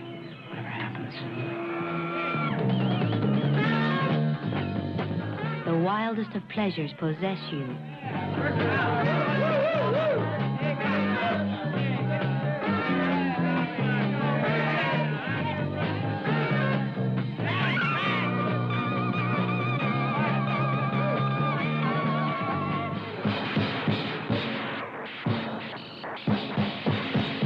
It will blow your mind.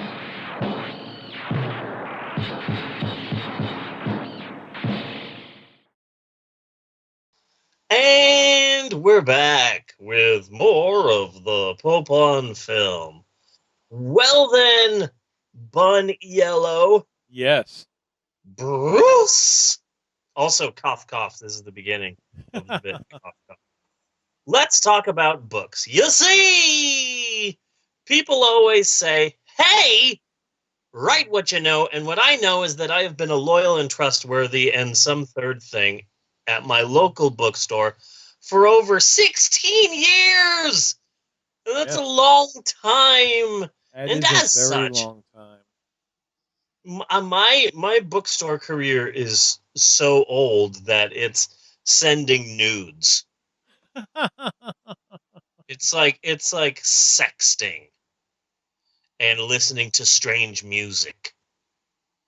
So as such, I really do have my skeletal fingers on the pulse of the ever-dying book world, and I am here to throttle your brain with my skeletal fingers with this week's woefully wonderful installment of Notes from the Bookstore. And this week, I would like, if I may, I'd like to get real with you guys. Yeah. I'd like to get real. Really real. Or as real as we can get in a segment that we legally have to repeatedly state is entirely fictional. Okay? I'm going to state that again. Entirely fictional, and that is to cover my ass. But I want to get real with you. Uh-huh. Really real. So real that if I were a substitute teacher, I'd be arriving in a leather jacket to teach inner-city youth about the similarities between Jay-Z and Shakespeare. That kind of real. Yes. I want to get so real that if I were a Christian youth minister, I'd be sitting backwards on a chair and saying, hey, I just want to rap with you kids for a second. That kind of real. Mm-hmm. I want to get so real with you guys that if I were a basic white father, I would be turning my baseball cap backwards and saying lingo I'm way too old to say. So it's that kind of real. Yes. We talk a lot about books here, about books and authors and book trends and junk with a wee bit about the behind-the-scenes life of work at a bookstore. But let's get real about that. I want to drop some truth on you right now. Uh-oh. You want to know what it's like to work at a bookstore? Well, for starters, most of the time, you actually don't work at a bookstore. If you work at a bookstore, you usually don't work at a bookstore. Okay. Most of the time, you work at a public bathroom that occasionally sells books. Most of the time, you work at a study hall for pretentious Instagramming college students that occasionally sells books. Mm-hmm. Most of the time, you work at America's #1 home for angry, entitled old white people and secret, creepy perverts that occasionally sells books. Mm-hmm. And if you've never wiped an 8-year-old's vomit off of a Thomas the Tank Engine table, then have fun! You're going to be charting some new ground. You're going to be learning some exciting new things about yourself in your new job as a bookseller. Here's some painful truths for you. Okay. people only want to read a book nowadays because of some reason other than they like to read. Okay. 90% of the time, people only want a book because of some new movie that is out, or some new movie that's about to come out, or a TV show, or there's a review in a magazine, or Oprah sneezed, and the sound of the sneeze sounded an awful lot like a book. Mm-hmm. Like Oprah just sneezes, uh, uh, uh, so suddenly everyone's like, Oprah sneezed the winter of our discontent. Is that a book? I need that book that Oprah sneezed. People just don't read that much nowadays, and that's why we're really more of a toy store than a bookstore nowadays. Sometimes it feels that we're a Funko Pops and 1,000-piece puzzle store more than Really? we are. Yeah, a lot more than we are a GD bookstore. And here's another painful truth for you. People are crazy ass rude nowadays. Yeah. So much ruder than they were before. Thanks, Internet. Because 8, 10, 12, 15 years ago, people would actually come up to you and ask you questions. And usually they'd be polite, like, excuse me, you work here, right? I see your name tag. Yes, I'm sorry, I don't mean to bother you, but I'm looking for this book, and I was wondering if you could help me find it. Can you do that for me? You can? Thank you. Thank you very much. I need this for school. Oh, I don't And know if I believe that. no, most people were very polite, but now people just bark titles and bark sections and bark authors at you. Nowadays, people don't ask, excuse me, can you help me? They just, John Grisham! John Grisham, where's John Grisham? See, I don't know though. See, I kind of remember back being younger in my hanging out in bookstore days. Ah, yes, we all things. Where it seemed more polite to ask that way because they were very big, especially since where I was, if you wanted a bookstore, you had to go to a friggin' mall, you Yeah. know? So like people were in and out constantly and they were always having to do shit.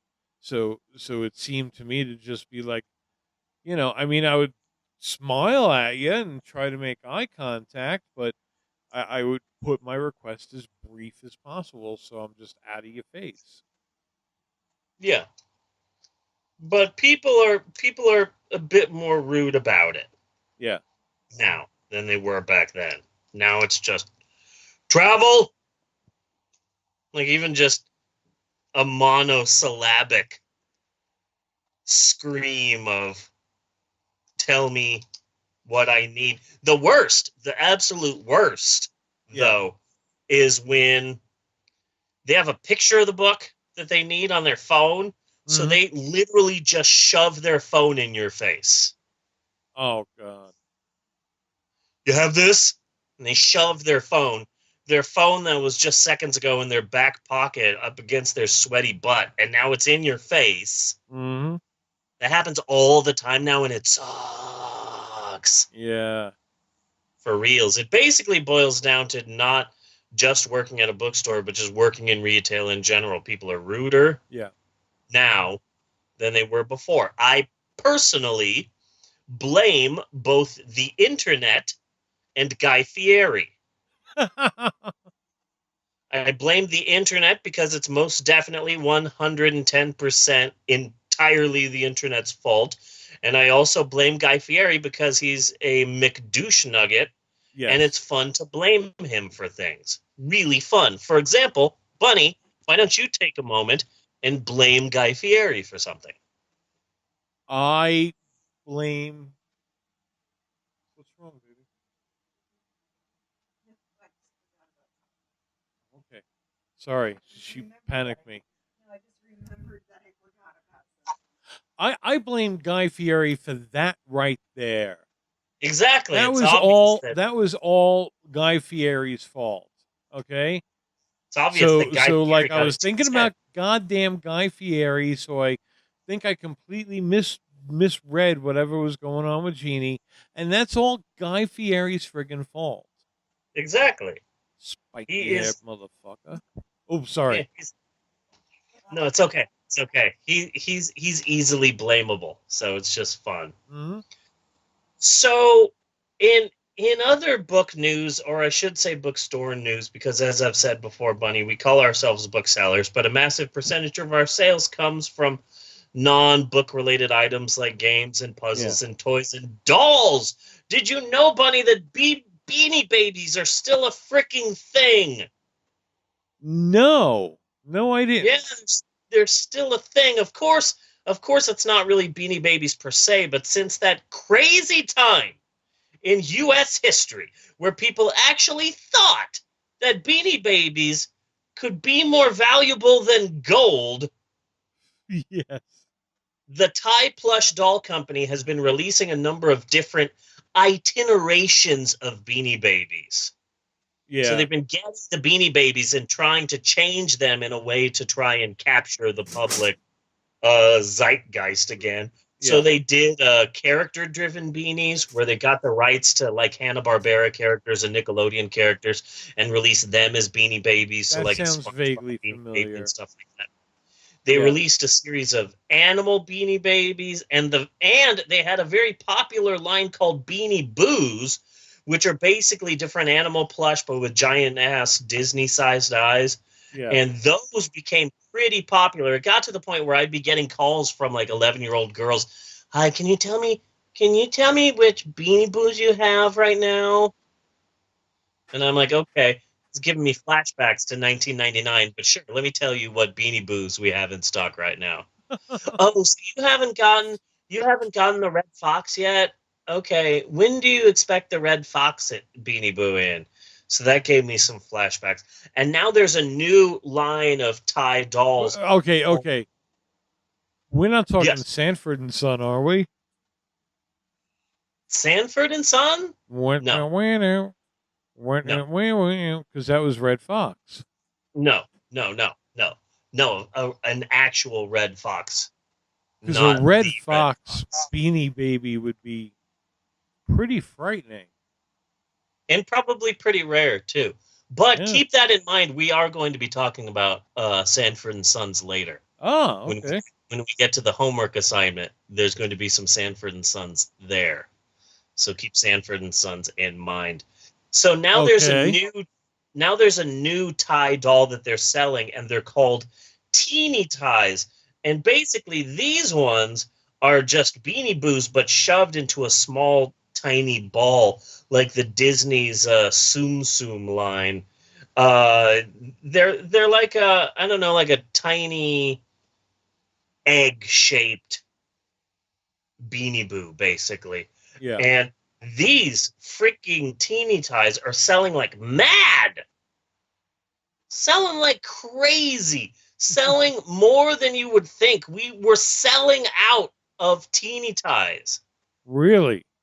Yeah. And then they said, oh, we're going to have to get rid of this display of Teeny Ties because we're all sold out. And then the corporate suits came down and said, don't get rid of your Teeny Ties. We're sending you more Teeny Ties. Leave the empty display as a warning to the others. Oh. So, yeah, we got more Teeny Ties, and they're selling like mad, and it's weird, and it's giving me flashbacks. Giving me flashbacks hard. Yeah. Giving me hard flashbacks to that weird period in time. One thing that I do say, all that time you spent in that tiger cage. Yeah. One shot. Yeah. I was held in the same type of pen that they used to keep John McCain. Yes. Did you ever get his watch out of your ass? No, it's stuck in there somewhere. I take a lot of supplements. So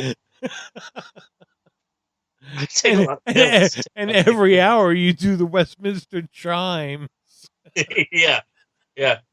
I fart Like once on the top of every hour, my fart's like an air horn. Like I do regular farts, and then at the beginning of every hour, like, oh, it must be 3 o'clock. That's the 3 o'clock Steve. Is it lunchtime already? Wow. But I use a lot of dolls in my story times, and a lot of creatures appear. I wrestle a lot of dinosaurs and dragons and stuff, and every once in a while, if I use a Beanie Boo or something like that, I say, kids, this is a Beanie Boo, which is a version of a Beanie Baby. And if you don't know what Beanie Babies are a type of doll, and there's a 60% chance that one of you had a parent that went insane for them in the 90s. Seriously, ask your mom or dad, but really, ask your mom if she or if her aunt went nuts for Beanie Babies in the 90s. The answer may surprise you. And how did that even happen? There would have to be a plot somewhere to have made that happen.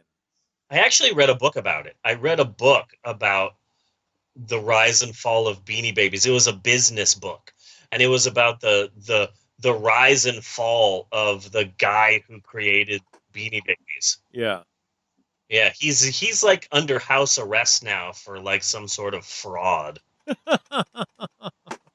But yeah, there was a period in time when there were like magazines and they were talking about your important Beanie Baby investment and how in 20 years they will be worth however many millions of dollars. Mm-hmm. Like people really did think that the price of Beanie Babies were rising so much that eventually Beanie Babies will outperform gold.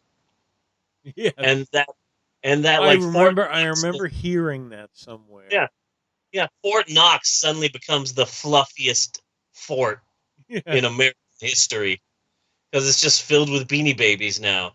But like, what sparked that though? See, like like Cabbage Patch dolls or Power Ranger dolls, Tickle Me Elmo, the original Star Wars toys. A lot of them got their popularity by being in shortage at the time, and you couldn't get them, and there would be fighting over. Beanie Babies is more kind of like Invasion of the Body Snatchers. They just sort of pass from town to town, absorbing you. The reason why Beanie Babies happened the way that they did is, number one, the guy in charge of the Thai Beanie Baby company said, I do not want Beanie Babies in any big box chain. So these Beanie Babies, you're not going to find them at Walmart, Target, Kmart, Toys R Us. They're going to be in small, locally owned mom and pop stores, card stores, Hallmark stores. You're not going to find these in a big store, number one. And number two, hey, this one that we're only making a limited amount of them. and then like the people who stocked these Beanie Babies would say, but wait, why are you making a small amount of these? And he'd say, hey, shut up and sell what we give you. So then eventually the people who would buy these would go, wait a second, they only made however many of these? Okay, I'm going to get my hands on those. And another reason why the Beanie Babies went crazy is because of eBay. Yeah. Because eBay was like, we have this website, and this website's going to be the number one place where you can buy, sell, or trade socks or some stupid thing. And it wasn't doing good. And then it said, oh, man, this website's not doing good. I guess people aren't going to know what eBay is. Oh, what do you want to sell on our website? Beanie Babies? Yeah, sure, whatever. It's not like people care about Beanie Babies. And so eBay became successful at first solely because of Beanie Babies. and that is true. eBay was built on a pile of dead Beanie Babies. And like nobody knows that except for like a few people. So now every time I look at eBay, I'm like, I don't trust you. I don't trust any place that got its start from freaking Beanie Babies. No, eBay, bad website. Somehow evil. Yeah. You know, like anything that cute, I have a hard time trusting. They were up to something. Yeah. So here's a story. Here's a story for you. This is a 100% true story in a fake part of the show. So here's a story. I did a field trip recently. Yeah. And it was a field trip where I did a tour around the store for a bunch of kids. They were low-income kids, and they had never been into a bookstore before, and they were 11 to 14 years old. And there were about 20 of them, and I was supposed to give them a store tour, and I'm really good at getting people to like me. Like, I can change my nature, my demeanor to try and match whatever situation I'm in. What I'm saying is, you put me in a room with a bunch of rednecks listening to country music, and I can get along with them by changing who I am. I change who I am very well. Good. So, like, it is an important skill. Yeah, I'm at a bar. I can get along with the people at the bar. I go to church. I can get along really great with all of those freaking church people. Yeah. And you have me do a tour for a bunch of teen and preteen kids, and I can get along with them. And I really did get along with them really well. And by the end of the tour, the kids were like coming up to me, "Oh, hey, Mr. Steve. Hey, Mr. Steve, thank you for that tour. That was really funny. Hey, can you help me find this book?" And one kid, one of the teens, and he was about, I would say, 12 or 13. Yeah. Comes up to me afterwards. He goes, "Hey, Mr. Steve, that tour was really funny. You're pretty cool. Hey, can you help me find a book?" Because they were all buying a book because they had a book fair and they earned a lot of money. So all of these kids were getting to buy one book at the bookstore. And I said, "Sure, what book are you looking for? Is there a specific book?" And he goes, "No. Do you have any books on fidget spinners?" Books on fidget spinners? That is exactly what he said. He asked if we had any books on fidget spinners. Now, my big question is, I've thought about this a lot, and my big question, my number one question is, what did he think that book would be? Like, I want to find that kid again. Like, if I had, like, a take two, I would be like, wait, you came to this bookstore expecting to find a book on fidget spinners. So in your mind, you have a sort of picture of what that book would be. So what do you think that book would be? Is it just going to be pictures of different things that spin? Is it going to be a price guide like they used to sell for Beanie Babies? Like, what do you think this book is going to be? I'm thinking a lot of pictures. Now, of course, it could not be real, but a lot of pictures of different fidget spinners, kind of like Hot Wheel cars, is what I'm thinking of. Yeah, like an antiques collectible price guide sort of thing. Yeah, fidget spinners that have flames on the side. So and there would have to be a camouflage fidget spinner. And girl ones, too. Don't forget girl ones with pink and purple and flowers and unicorns. And then there's the rainbow ones for the gay kids. Yeah. The gay kids. Spin them and they, woo, rainbow colors. So when you get high. Yeah. I just want to take this time to condemn what Jeannie just said. I just want to take this time to say that and really this entire podcast, we are against spinning gay kids. No, we do not condone grabbing gay children and spinning them around. Be really cute though, wouldn't it? That is not good. You do not want gay kids vomiting all over the place. Oh, good point. Good point. I just cleaned But would that floor. But do they spew rainbow vomit? I do not know. That I do not know. Well, see, that's why we need to do it. That's right. Hello? It's a science experiment. It's science. Yes. Yeah. And we're So, all Bunny, about the science. Yes. here's my idea. Okay. Okay. We write a series of adventure books about a fidget spinner who leaves his small town and goes into the magic forest to find the jewel that will defeat the evil dragon. Okay. Fidget spinner fiction for kids.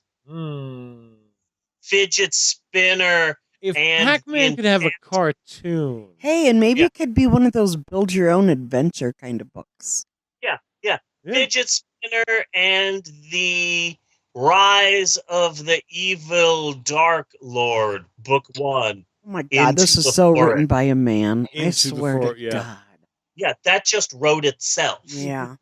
'Cause you're You such start a guy. releasing fidget spinner fiction for kids. Boom, $1 million. Mm-hmm. Another one of my $1 million ideas. Verbal copyright 2017. The Pop on Film. Except any of the illustrations in the book Yeah. would have to be like that kind of Lord of the Rings sort of line art type of thing. Yeah. Watercolors. Except for our hero, the fidget spinner, which is just a cutout photograph.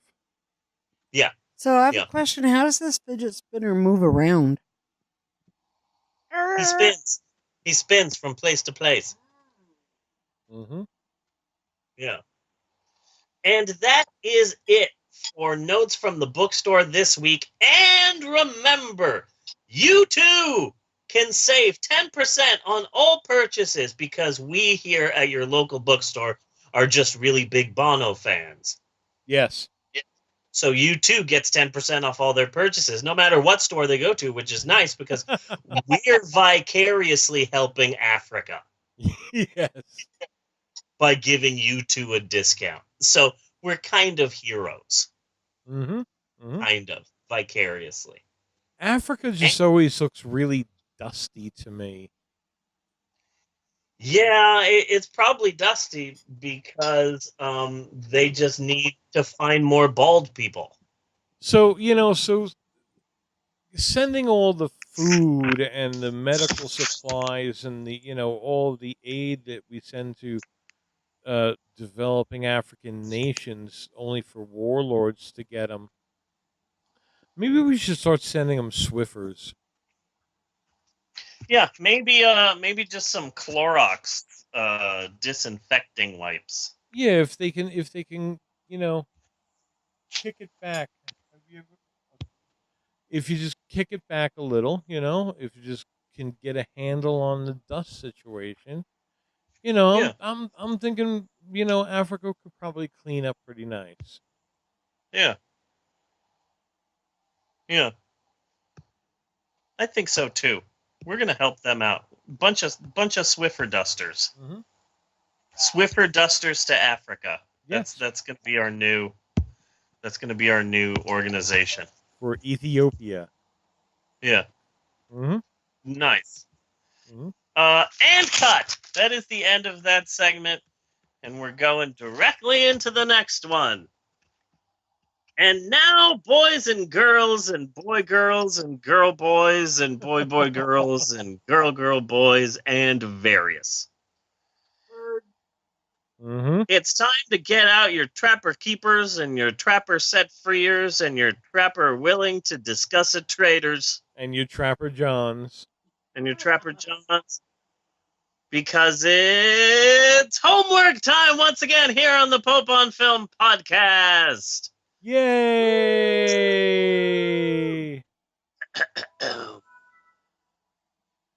Ooh, someone reset their computer. Yeah.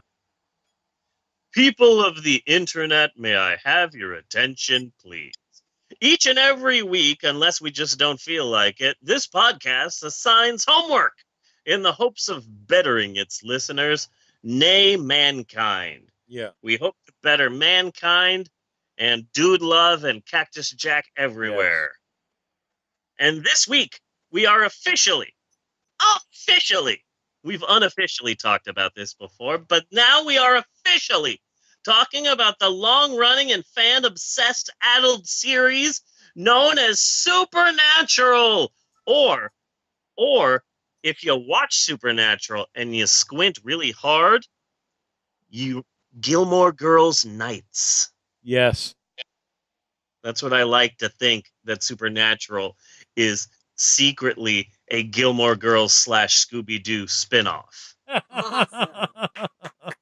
Is how I'd like to see it.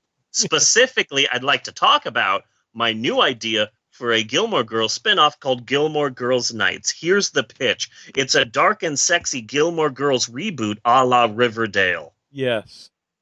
So a dead body is found in Taylor Dosey's ice cream shop. Uh-huh. One of the Stars Hollow residents has been found raped and murdered in the middle of Taylor's ice cream shop, and Lane and Kirk are on the case.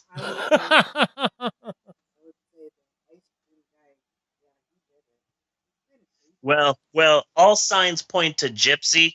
Yeah. The woman that runs the garage, but it could be anybody in Stars Hollow. Who can you trust? Mm-hmm. There's a lot of abs and a lot of Well, you would have to suspect Gypsy because she is the closest thing, I think, on that show that you would get to, like, Leatherface. Yeah. Or the Outback Hillbillies. Yeah. Or the Outback Steakhouse. And you know, when Gilmore Girls gets real, yeah, they mistreat the shit out of her because she's just a fucking peon mechanic. Yeah. Oh yeah. Oh yeah.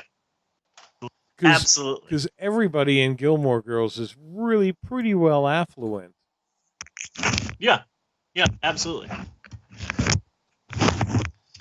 I think that when all is said and done in the end of the first season, and you find out who raped and murdered the dead body in Taylor Dosey's ice cream shop, that it's going to be Mr. Kim. Yes. And that living with Mrs. Kim for so long just drove him to rape and murder someone. Yep. Yeah. But then that's going to add a bunch more questions for season 2 of my Sexy Gilmore Girls reboot. Yeah. To be fair, though, we are not tackling the actual live-action CW show that somehow is about to start its 48th season in the fall. Yes. No. That show is too all-consuming, and I do not have that amount of free time to spare. Instead, this week's homework is all about the red-headed stepchild of the supernatural world. I am talking about the little-known, little-watched, and little-cared-about Supernatural Japanese anime series! Yeah. No, Bella, you really don't have to cheer for that. That is not... You do not have to cheer for the Supernatural anime. Now, before we get balls deep into this, I've got a list. Okay. I got a list I am damn proud of. You see, did that crazy guy come out of that abandoned house? No? Okay. Nothing. I'm just saying sentences that all Oklahomans have said. That's just a phrase you hear a lot in Oklahoma. Did that crazy homeless guy come out of the abandoned house? No, he was just walking through the neighborhood. Okay, then. We're good. We're good. Is the state motto, I believe. Yeah. We have a very large crest to get all of that wording in. Now, you see, I thought it was pretty rare for a very popular Japanese animation studio to make an anime about a freaking American live-action TV show. Yeah. Until I did my research, and I learned, oh snap, this happens all the time. Yeah. So that's my list. American television shows that have become Japanese anime programs. Japan has a long history of taking beloved American shows and turning them into Japanese anime. For example, there is this might be one of the first ones that they ever did. A very popular anime in Japan called Sanford and Sons and Tentacle Rape. Very popular Japanese anime. I remember the guy that they got to voice Red Fox going, "Oh, this tentacle's the big one. I'm coming, Elizabeth."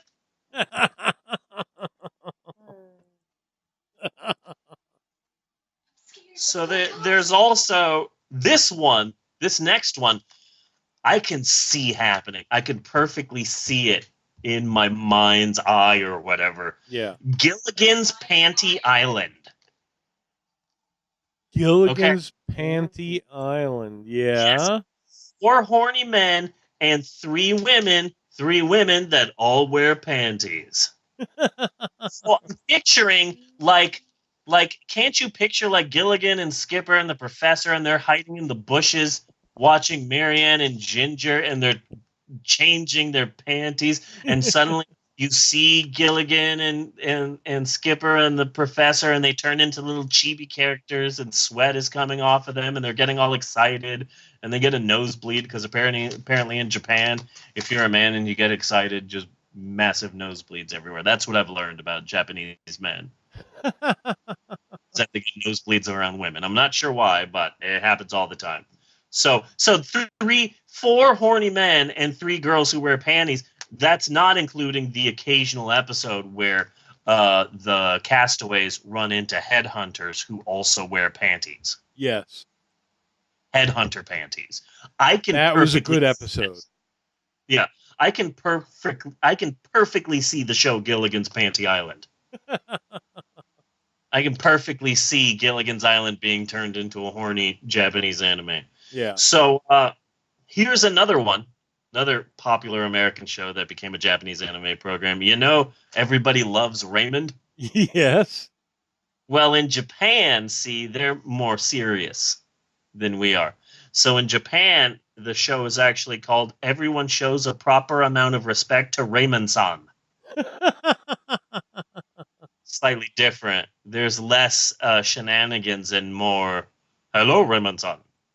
You are a sports writer, so you are very high in the classifications of people. Can I get you a drink?" You know, very, very serious. Yeah. It's more of a serious show. This one my wife came up with, and it's a pretty good one. You know Full House? Full House, uh-huh. Yeah. In Japan, it's called A House Full of American Girls with Sweaty Feet. It's more centered on feet than anything else. It's more centered on underage girls and their sweaty feet. Because Japan. Mm-hmm. So I've posted a couple of Japanese videos recently. Yeah. Yeah. That is Japan. It's a scary, scary place. Now this is one that Maxwell and I have seen so many times. You know Different Strokes? Yes. Well, in Japan, it's called Different Strokes Space Fight Patrol Alpha. Mr. Drummond and his kids are actually they live in space where they protect Earth from alien invaders, and they have these robotic suits that allow them to fly in space to fight these aliens. And if they really need it, which they do at the end of every episode, the suits can join together to form a giant robot. Yes. Yeah. Mm-hmm. I specifically remember, "What you talking about, alien?" That was the catchphrase. That was the catchphrase of the show. This one is one that Bella has seen a bunch of times.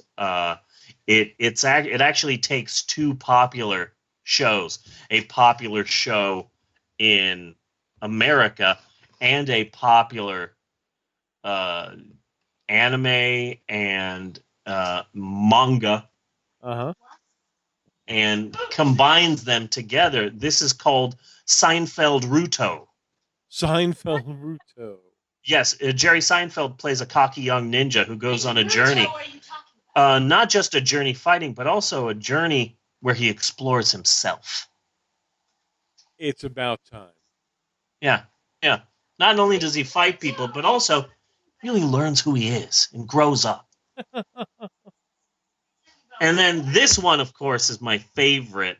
This one is the absolute best. And tell me you can't see this, okay? Okay.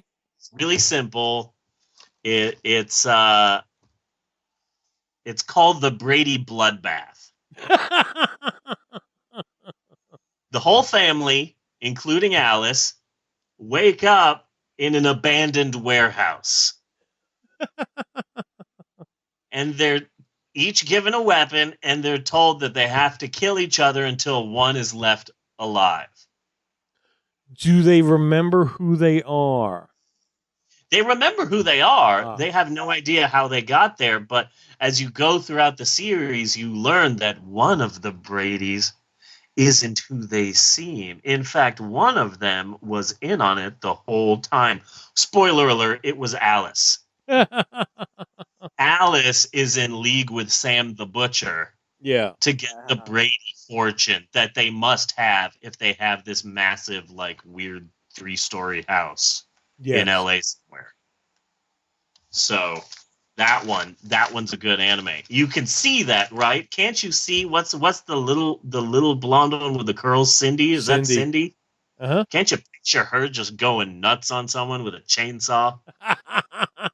Yes. She would have to pick up the chainsaw. And it would probably be a black man. Oh, and also, can't you picture not only Cindy Brady? Because you remember Cindy Brady got into quite a bit of trouble. Going full blown Trump supporter on the radio. Oh yes, that's right. And not only can you imagine Cindy Brady like cutting up her dad's body, but can't you also imagine doing it while little Tiger the cat is like sitting on her shoulder or something? And like she's like killing her mom while also calmly petting her cat. So we've got that sort of like a schoolgirl chick from Kill Bill vibe going. Yeah. Where she's cute, but she'll also cut a bitch. Go. Yeah. Yeah. Mm-hmm.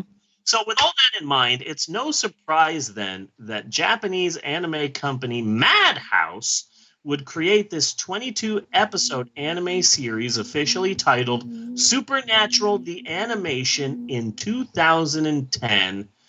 There's a long-standing history of Japan just stealing all of our good shit. Not that Supernatural is good by any means, but still, here they come again to jack my style. No, my wife is a huge Supernatural fan, and she would be the first person to say that Supernatural is a horrible show. In fact, she said that on this podcast. Who did you just have to defend yourself from? Bella. Bella was upset that I called it a bad show. Oh yeah, the graphics are the worst graphics this side of Sharknado. But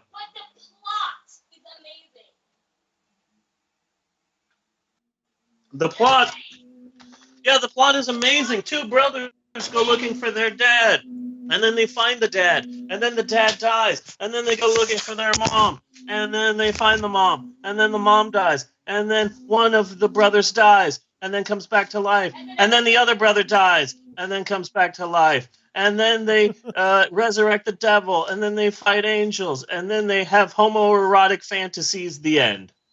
Yeah, Just described the first 12 seasons of Supernatural. you're just jealous because you can't think. I can think of something better, something that would be 10 times better than Supernatural. I'm going to get what Supernatural hints at and just turn it into a show. I'm calling it Queerbait the Series.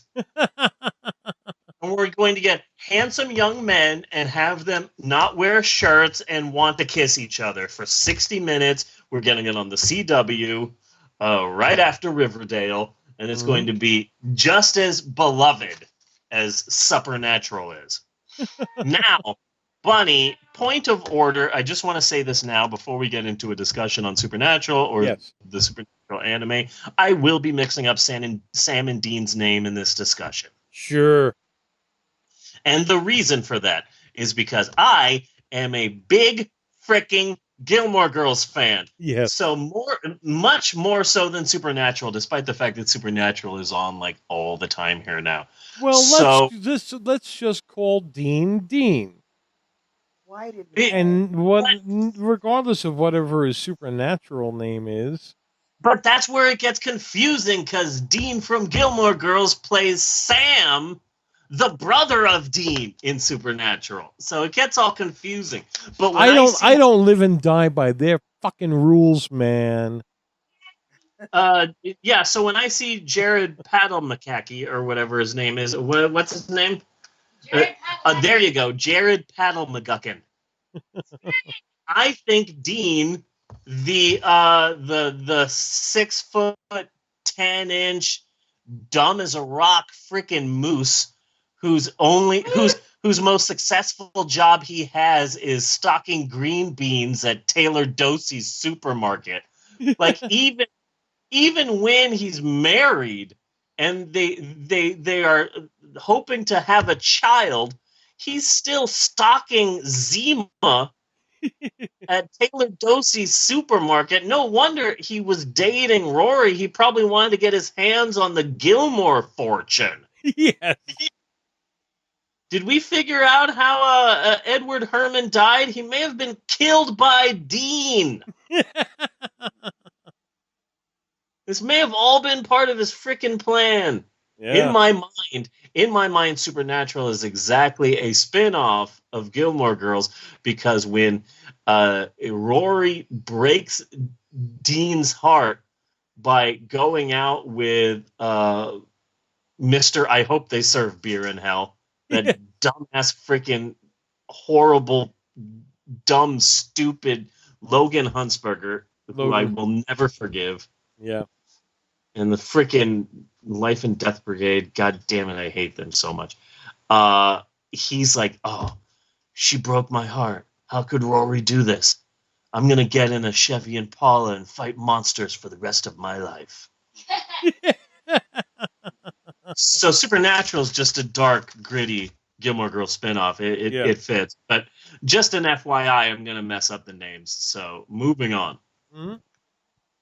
This anime series is set roughly somewhere between seasons 1 and season 2 of the show, as evident by the beginning scene between Sam and Dean, where Dean calls Sam Sammy, and Sam is all, don't call me Sammy, I hate that. So by season 10, 5, 10, 13, etc., these two guys are BFFs and they're inseparable, and if you're a shipper, then they're possibly secret lovers too.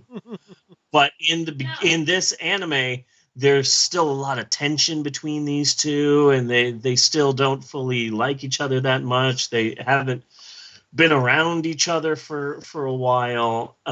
Also, they're still looking for their dad, and their dad is played by Jeffrey Dean Morgan in what I believe to be a handful of episodes before they kill him off proper. And I love the fact that Jeffrey Dean Morgan plays the supernatural dad, because they're looking for their father, and then they find the father, and then the father is killed. So basically, it's Weeds all over again.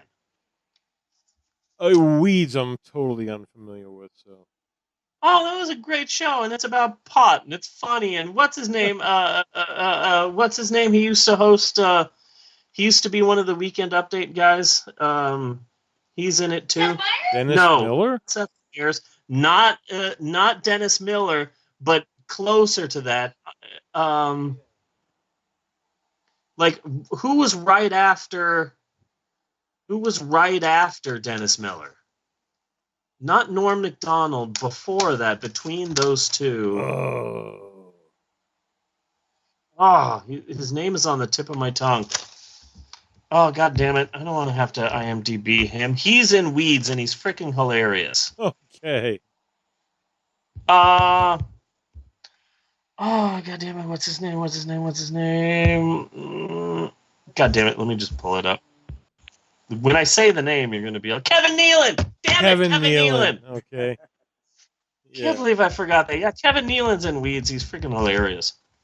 steals the goddamn show. Anyway, Weed starts out as just this woman, and she's in the suburbs, and she's selling pot because she is trying to afford living in her house because her husband has died, and her husband is Jeffrey Dean Morgan, and he's only seen in maybe like 2 or 3 episodes in flashbacks because he's dead. Yeah. So when Natasha and Deanna are slowly watching all of Supernatural from the beginning, this is like a couple of go-arounds for Natasha, but Deanna has never seen Supernatural before, so Natasha's forcing her. So every Saturday night they have a date in my house where Supernatural Saturday. Everybody comes into the house, and there may or may not be some drinks, and we all watch old episodes of Supernatural until a new episode of Saturday Night Live comes on. But it's summer, so Saturday Night Live never comes on, so it keeps on going until like 2 or 3 a.m. Oh, man. That's my every Saturday, just watching old episodes of Supernatural. So when I saw that the dad was Jeffrey Dean Morgan, I'm like, oh my God, it's Jeffrey Dean Morgan. He's going to die soon, isn't he? He does not live. Jeffrey Dean Morgan does not get to live a lot in the things I've seen him in. The comedian does not have a long life. And now he's on The Walking Dead, and I can't see how he can have much longer on the show. Yeah. Yeah. I mean, how far can you stretch that fucking character out? Yeah. He's draining. He's so brutal. Yeah. And he also is stress-inducing. And let me tell you what I don't like about Jeffrey Dean Morgan's character in The Walking Dead. I may have talked about this before on the podcast, but I'm going to say it again. Yeah. Where the fuck is he getting perfectly white shirts? This is the fucking apocalypse. Yes. It's a zombie apocalypse. And it's been happening now on the show for like years. And he comes in wearing a perfectly clean white shirt. Like, there are no fucking washing machines going here. Like, how are you dressed like fucking Prince when everybody else is dressed like Dennis, there's some lovely filth down here. You know?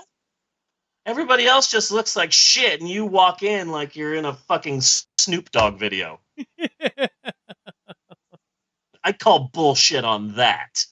And The Walking Dead has gone on for so long now. I forget what season we're in, but yeah. By this time, the Earth has got to start getting cool again. Yeah. Where you've had a few seasons of animals like deer and shit, repopulate without any kind of checks on them, like hunters or anything like that. And you've had a few seasons, you're gonna be just like bumping into deer soon. So like this whole food issue is over. Yeah. Or should be over. And what they really got to do is find the guy who's mowing the fucking lawns. Yes. Yes. Yes.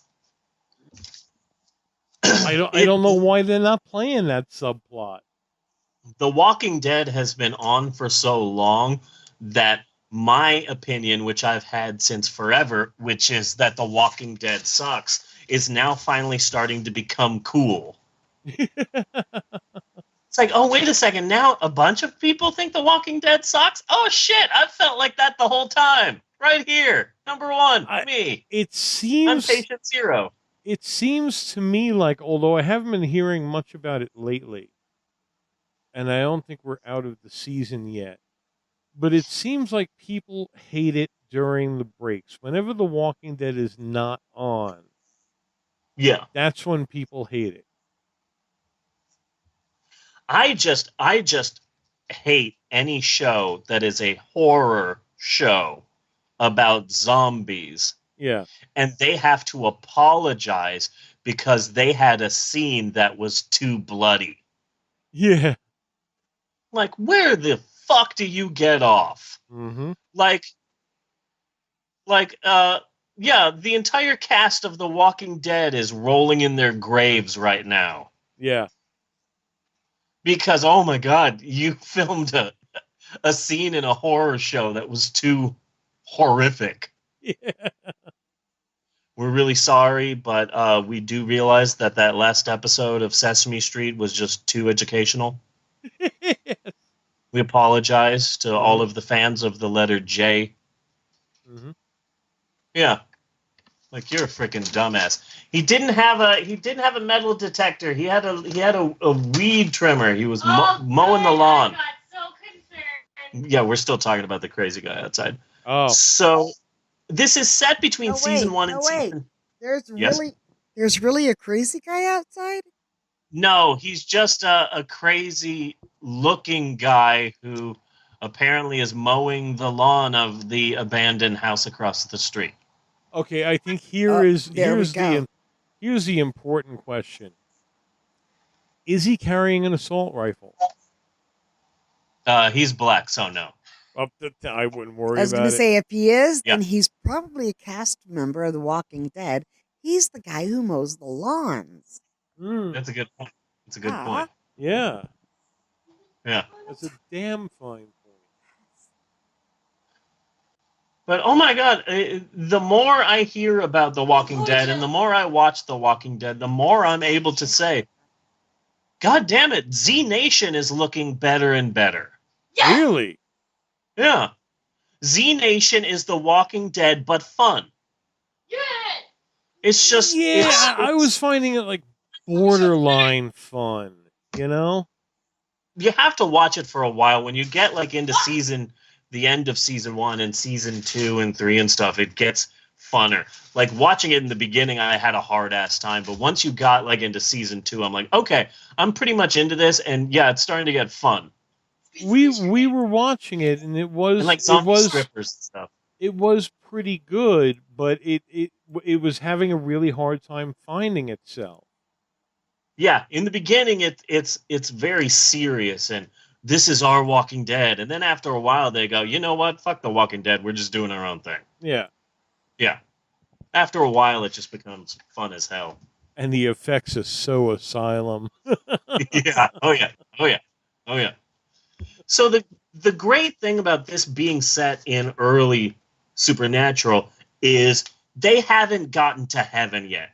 And I mean that in both a literal and figurative sense. So this is early Supernatural. There are no angels. There's no Lucifer. There's just none of that shit. It's still we're going around and sort of monster of the week, sort of a. And I like that. I like that the anime is focused on the early years of the show. I also like the anime style. I was very impressed with that. But that being said, I get this thing. Yeah. I like to call it anime blindness. Yeah. It's essentially I'm watching an anime and at first I go, oh my God, look at how beautiful that is. That's so beautiful. Oh my God, and hand-drawn animation, everything in America is just all freaking computers now. And look at that beautiful hand-drawn animation. I'm so impressed. I'm blown away. I'm so impressed. But then like 15 minutes later, I am fucking done with it. It doesn't matter what fucking anime I'm watching too in the beginning, I'm blown away. But then at 10, 15, 20 minutes later, I'm like, oh shit, can I not? I'm so bored with this animation. Well, Jeannie really nailed it when she had said, because it's not really animated. They're drawings, and then there may be like a tear dripping down. That's the only thing moving. That's the only So thing essentially, animated. so what you're saying is that this is like a modern, updated version of those old Marvel cartoons. Yes. I didn't From the watch 60s. Marvel. Remember when they'd have like the Mighty Thor and really they just get Jack Kirby drawings and move a few things? Yeah. Mm-hmm. Yeah, that's basically what this is. Or Speed Racer. Speed Racer was very much like Speed that. Racer.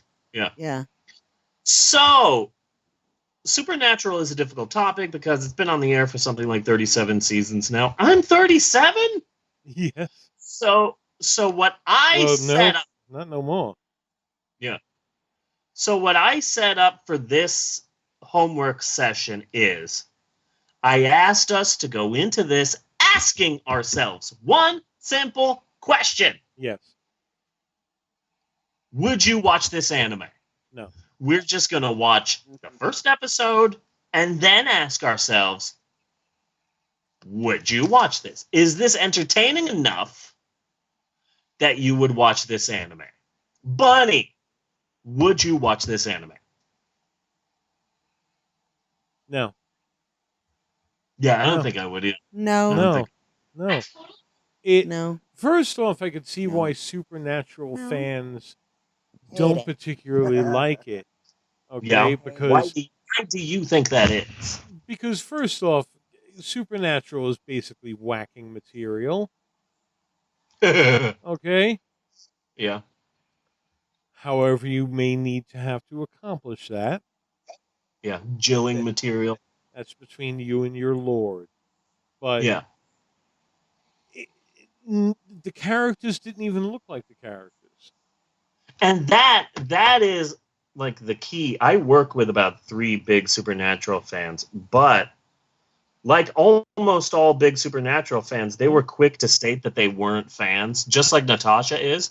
Yeah. It's like, hey, Katie, you're a big Supernatural fan. Yeah, well, I'm a fan, but I'm not like one of those crazy fans. Well, see, it's like when you're cruising porn and you find a dark-haired Harley Quinn. It's like, oh, fuck you. Yeah. Yeah. You know? So anyway, none of the women that I worked with knew of the existence of the anime, but specifically, shout out to Katie Baker. Katie Baker! She helped me get to the bottom of the fandom's hatred of the Supernatural anime. She said, Steve, Supernatural is 2 hot guys getting into adventures. If the hot guys aren't there, I don't see why anyone would watch this Supernatural anime. And that's what I was saying, yeah. Yeah, is exactly it. It's like Bon Jovi. Right. It's like Bon Jovi. Bon Jovi's music was the lyrics were yeah. And they were an okay band. But the main draw of Bon Jovi back in the day was this attractive, shirtless, tan guy with no shirt on and beautiful hair, like gyrating around. He always had a very Tiger Beat look. Yeah. So here's the thing. We are constantly surrounded by an infinite number of dimensions, alternate realities, an infinite number in which an infinite number of different things may occur at any period in time. Yeah. It's just an infinite number, and we just can't see it because we're stuck in this dimension. We can't see the infinite us's, the infinite possibilities that are out there. So somewhere out there is a universe where everything is exactly the same as our universe, except the band Bon Jovi. The band exists, and they write and sing and record the same music, except John Bon Jovi is not the lead singer. Steve Buscemi is. It's the exact same band, and they sing the exact same songs. They do the exact same videos, write the exact same albums, except instead of John Bon Jovi, it's Steve Buscemi's pale white skin, his naked, like topless body and tight jeans. But that bitch can sing. Have you ever heard Steve Buscemi sing? Yes, and he has a great voice, but here's the thing. The band Buscemi would not be as popular as the band Bon Jovi. Yeah. So if you got, this is what I'm thinking as far as Supernatural is concerned. If you got Supernatural, if you got the exact scripts, you did shot for shot, you did the exact same show, okay? Yeah. Except you replace Sam and Dean with 2 fat dudes. Okay. Let's talk about alternate realities. There's an alternate reality out there in which Supernatural exists as a TV show, except Sam and Dean are played by the fat brother from My Name is Earl. Yes. And Hurley from Lost. Yeah, okay. Perfect casting. It's the exact same show, shot for shot, scene for scene, line for line, except those 2 fat dudes, no way they would get to season 13. Although I will say I would watch every second of that goddamn show, but Natasha would be in the room going, I don't know what you see in this show. I'm gonna go listen to the band Buscemi. That is the key to this. That is the key to this right there. Mm-hmm. Steve Buscemi and two fat dudes. Yeah. I was impressed by how gory the show was. The supernatural. That is not the first time we were visited by Steve Buscemi and the two fat dudes. Yeah. We did that in another episode somewhere. I forget where though. See, we need a historian for this show. We've been on for so long. It's difficult for us to remember all of the shit that we do callbacks on. I'm pretty sure that there's a possibility that our discussion of the supernatural anime is going to actually last longer than our discussion of Johnny Depp's new pirate movie. Just saying that right now. Yeah. There's a possibility that might last longer. The supernatural fandom is going to come after me. I'm not saying anything bad about the supernatural show other than the fact that it sucks. I'm impressed that I've been able to do this bit about the supernatural anime without Natasha here. Her fault. She went to Walmart to go open carry. So that's her fault. Yeah, if she were here for this would be 3 times longer. Just want to take this time to say. Yes. That she would be butting in and talking about how she doesn't have a tattoo. Yes. Because in Natasha's mind, she's not a crazy supernatural fan because she does not have a tattoo. That's just her thing. She doesn't have a tattoo. That's she's her not a crazy line. fan. Yeah, that's her line.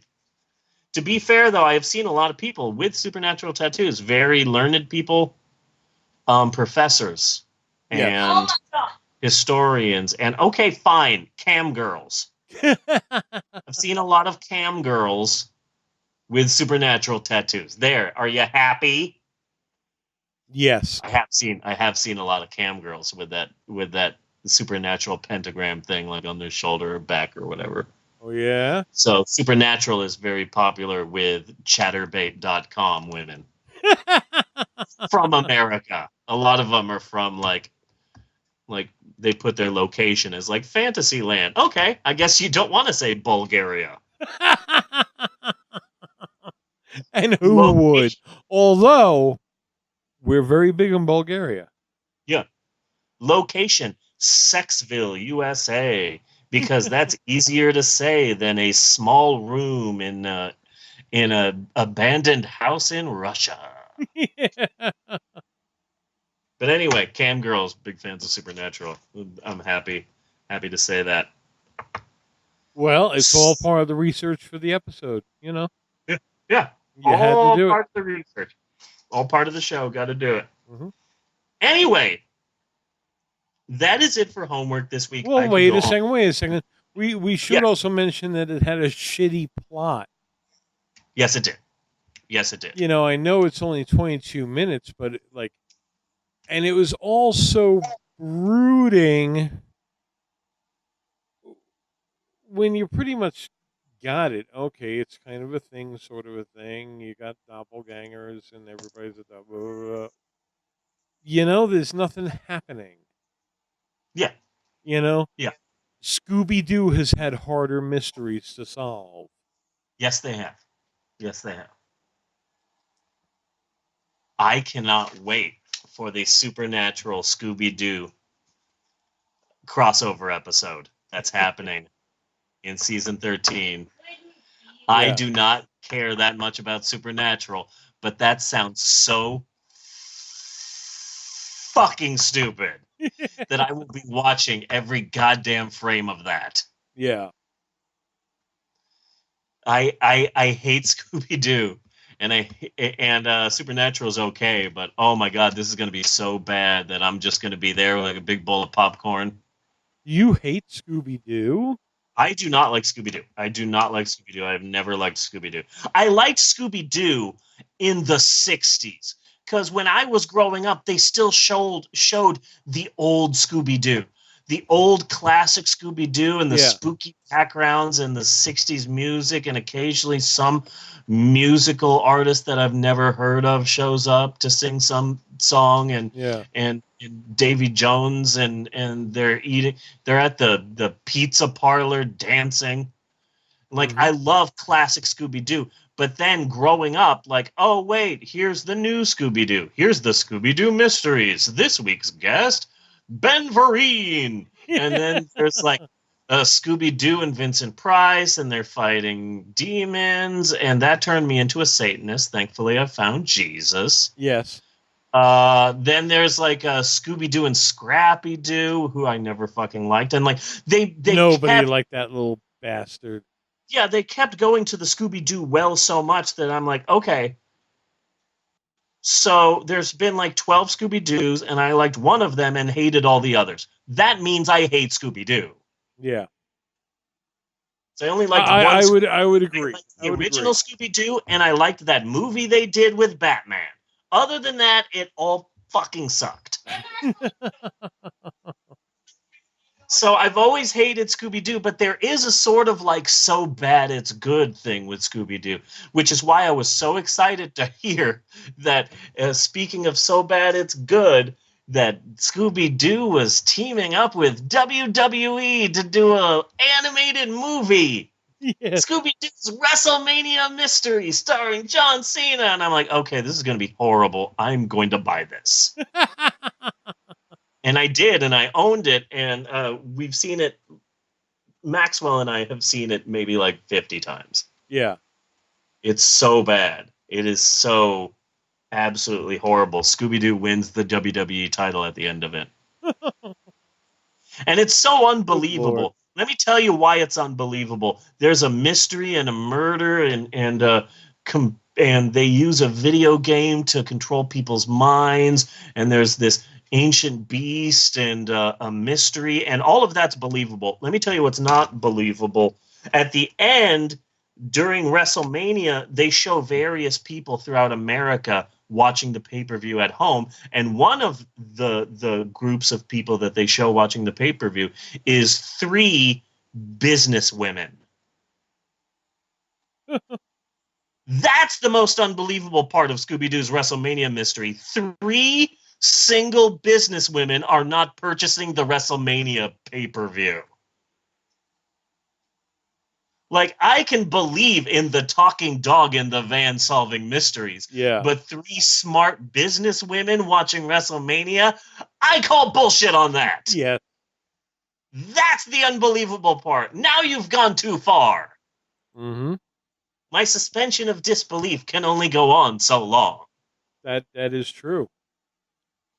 So now they're doing a Supernatural episode, and that's going to be so horrible. I can't wait. I would say that they're going to jump the shark, but they've done that so many times. Yes.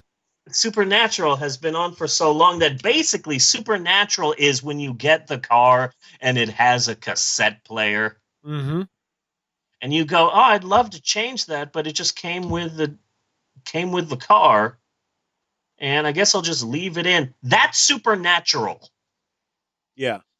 The CW is going, wait, Supernatural's still on the air? Yeah, it just came with the network, and we would replace it, but that'd be a whole thing. And yeah, we're just going to leave it on the schedule. Yeah. Yeah. That's on the Supernatural. safe side. Yeah. Yeah. That's Supernatural. I can't wait. I can't wait for the Scooby-Doo episode. That's going to be wonderful. And one day we will have to do the Scooby-Doo WrestleMania movie. Just FYI. One day we will. That we've done so much worse. Yeah, we have. It's bad, but no, it's just bad. I was going to say in a good way, but no, it's just horrible. It's just horrible. I love it so much. Anywho, that is it for homework this week. I could go on and on and on, but I'm not going to. Supernatural is such a deep-ass show that any amount of time spent on Supernatural wouldn't be enough for Supernatural. It's TV quicksand. Yes. Basically. And we sincerely hope that your eyes, minds, and rectums have all been suitably opened. Aha! But don't think you're getting away that easily. Don't forget next week's homework assignment. And for next week, I could not be more excited. I could not be more excited for next week's homework. I am going to watch it with Natasha. I'm going to watch it with all of the family. We are all sitting down as a family for next week's homework because next week we are having a very special homework assignment by watching the 1987 ABC After School Special, The Day My Kid Went Punk. All right. Starring Love Boat's Bernie Koppel and Not Quite Human's Jay Underwood, who was also the boy who could fly. So this is just going to be a real 80s love fest. I found a perfect copy of it. It's on the YouTubies. I'll send you a link, Bunny. Awesome. ABC After School Special. What happens when your son goes 1980s punk rocker? This just brought something to mind. Going back a while, and I think I might have shared it with you, or I might have thrown it in the group or something like that. I was listening to another podcast, and they started talking about something really weird, and it was a mid '70s like teen sex comedy that was very loosely based on the Archies. Was it a made-for-TV movie? No. Okay. Because I remember... I don't know what kind of release it possibly could have had.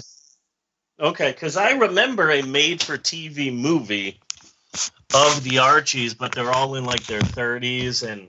Yeah, no, this is a straight up sex comedy, and that is what really made it so bad that they were saying it's like really rapey as hell.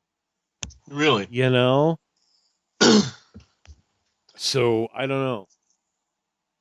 I remember what I saw. There it is. It was called Return to Riverdale. Yeah. Yeah, Archie's Return to Riverdale. It was from 1990 on NBC. It was an NBC made-for-TV movie. There's a really embarrassing scene in which Jughead raps Sugar Sugar. Oh my God. With his son. It's really uncomfortable. Oh no. Yeah. Because it's like, it's 1990, so everyone had to rap then.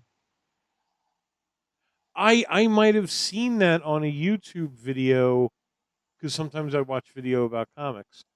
And I was watching some Archie ones. I think they might have been cutting that in, and I didn't know what it was.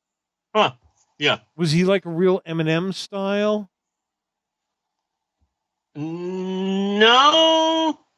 No, it was pretty embarrassing. He did it with his son because his son wanted to impress a girl at school.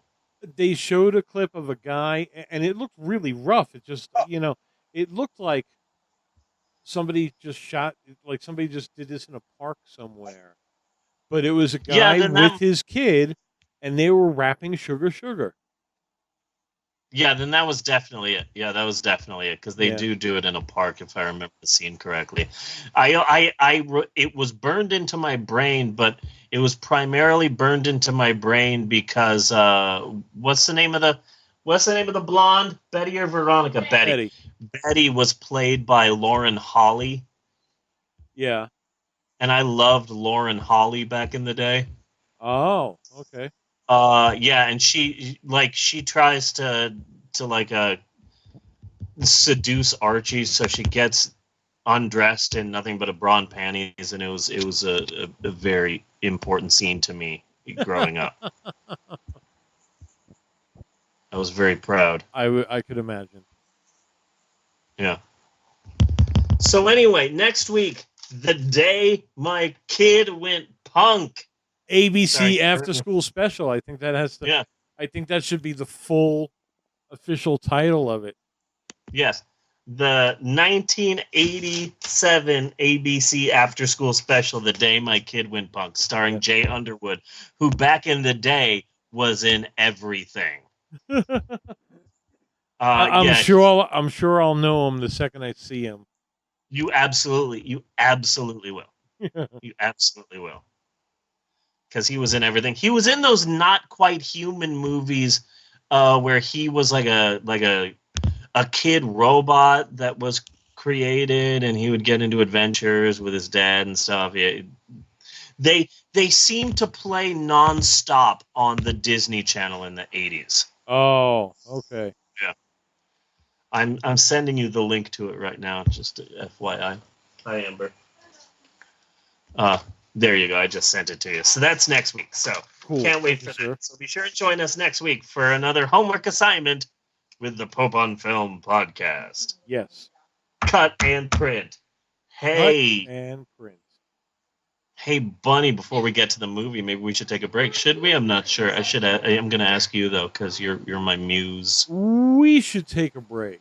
We should. You know what? I concur. We should take a break.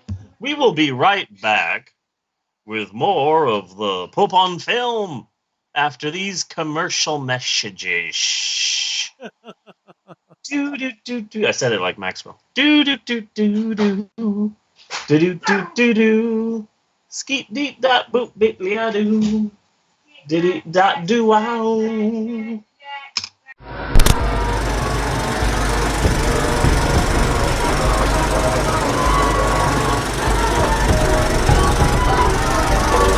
Where's my puppet?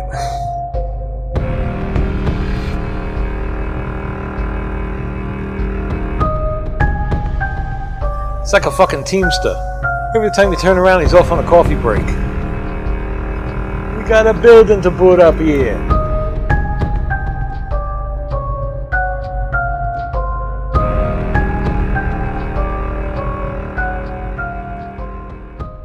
Go here, boop, podcast.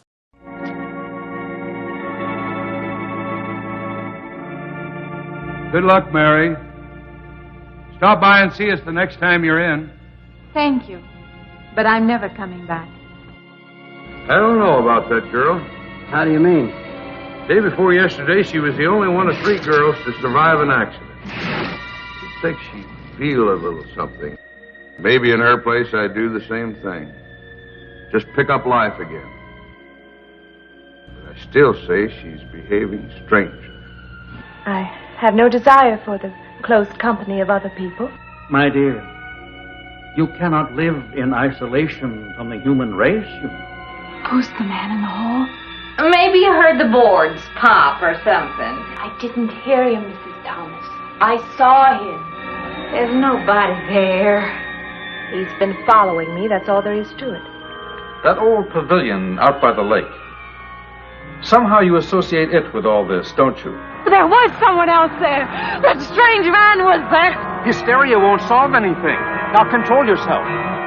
You think I imagined all of it, don't you? You think I'm insane? I didn't say that. I don't mean that. That's just what I need. Get mixed up with some girl who's off her rocker. I don't want to be left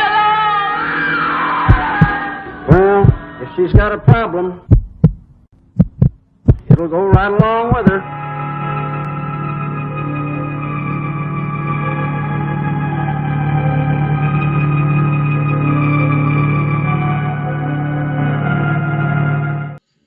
And we're back with what?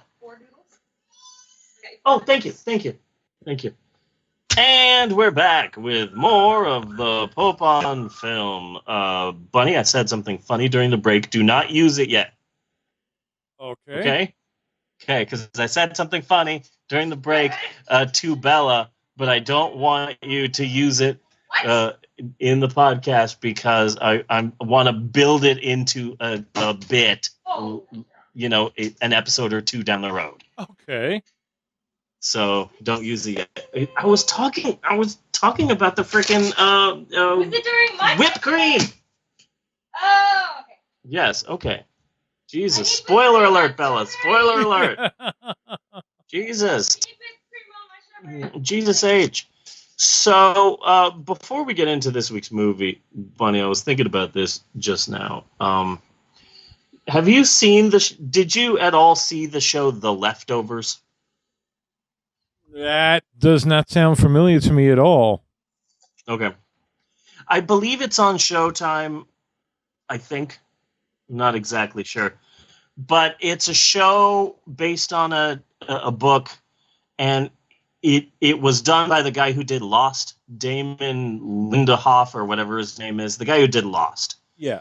And it was a really big deal. It lasted 3 seasons, and then they finished it because they just got to the end of the story. Yeah. They just recently did their last episode, and people were freaking the hell out about it. And it was an artistic darling, and it won Emmys and shit like that. And I didn't watch it at all. And the reason why I didn't watch it is a long ass time ago, I read the original book, The Leftovers. Oh. It's by the author Tom Perrotta. And this is the premise of the book and the premise of the TV show. One day, 2% of the population just disappears, and there's no explanation as to why. Some people think it's a rapture. Some people think aliens. No one knows what happened to these to the 2% of the world that just disappeared. And so the series, the book, the show picks up like 2 years after the day that everyone disappeared, and tensions are high, and there's cults and the religious fervor and fights and riots and yada yada yada. Yeah. And I read the book, and it's a really good book, and it's really depressing and really sad. And I enjoyed the book until I got to the end, because the whole book is centered around this mystery. 2% of the population just disappears. What happened to them? The book never tells you. Oh. In fact, the book really doesn't end. Like, no plots are tied up. There is no happy ending for these people. They just reach an ending. And it took a while for me to realize, okay, this is what the author wanted. There's no clear-cut answers in life. There's no clear-cut answers in this book. No one knows why these people disappeared. No one's happy here. Nothing's been tied up. That's just life. I understand that's what the author is going for, and I respect it. That doesn't mean I have to fucking like it. The Leftovers sucks, and I will always hate it. Yeah. So when I heard that they were making a TV show, I said, okay, I don't know if this is going to be good. And then when I heard it was by the same guy who did freaking Lost, I'm like, oh, no, I'm already tapping out right now. There is nothing you can do. There is nothing you can do that will make me like this show. And so for the last couple of years, I've been like a guard. And so I see like these bros, and they come in, hey, do you have the book The Leftovers? Yeah, it's right over here. Are you getting the book because you want to know what happens to them? Yeah, like, why did these people disappear? Okay, let me tell you right now. Doesn't tell you a thing. Really? Like, is it a series? No, it's just one book, and it doesn't tell you a thing. It's still a good book. And if you want to read it, you can read it. You will have fun. But just to let you know, if you're buying this book to find out what happens to these people, it doesn't tell you a thing. So I may not have gotten sales from that, but I was honest with people. You know? I mean, it's brutally honest. Yeah. Saved them the freaking grief. So they just recently ended the series, and it's apparently a beautiful show, and everyone needs to watch it. But I've been firm on my stance that I am against this show. But then recently, within the last 2 days, I learned something about the show, and if anything was going to get me to watch the show The Leftovers, this might be it. Yes. Okay? So 2% of the population disappears. Uh-huh. So the guy who did Lost, Damon Lindelof or whatever, he knew that the show was depressing, and the show was sad, and the show was a real downer. And so he added Fraggles. No, he did something weirder. Okay. He did something weirder than that, okay? You're actually surprisingly in the ballpark. All right? He wanted a small bit of levity. So what he did is there are numerous scenes in the first season where everyone is watching the show Perfect Strangers. Okay. And at one point in time, someone mentions just off the cuff, the remark, you know what's odd? The entire cast of Perfect Strangers, they all disappeared. We're all raptured or whatever. Yeah, every single cast member on this show, they are all gone. Wow. So then, apparently, I read an interview with Mark Lynn Baker from Perfect Strangers, and he did an audition to be like a psychiatrist in season 1, and eventually they had to tell him, "Sorry, you can't be in season 1." Yes. Wow. You can't be in season 1. We want you to be in this part, but you've already been on the show on every TV, so we can't have you then be a psychiatrist, but we'll let you know if something happens. So then in season 2, they added to this weird Perfect Strangers thing. So in season 2, there's a small 10-second news broadcast that they show where they show that everyone from Perfect Strangers was raptured except for Mark Lynn Baker, but he was so ashamed that he hid out in Mexico, so everyone assumed he was raptured. So he's just been in Mexico doing drugs and becoming like a shaman and shit. So they got Mark Lynn Baker. God. So now in the mystery of the 2%, Perfect Strangers now figures into that as part of the mystery. Right? Because that's got to be a big fucking question. Why did that whole cast, what's why the did common element there? Why did Bronson Pinchot get taken up, but Mark Lynn Baker is still stuck in Mexico doing blow on some hooker's ass? Yeah. Mm-hmm.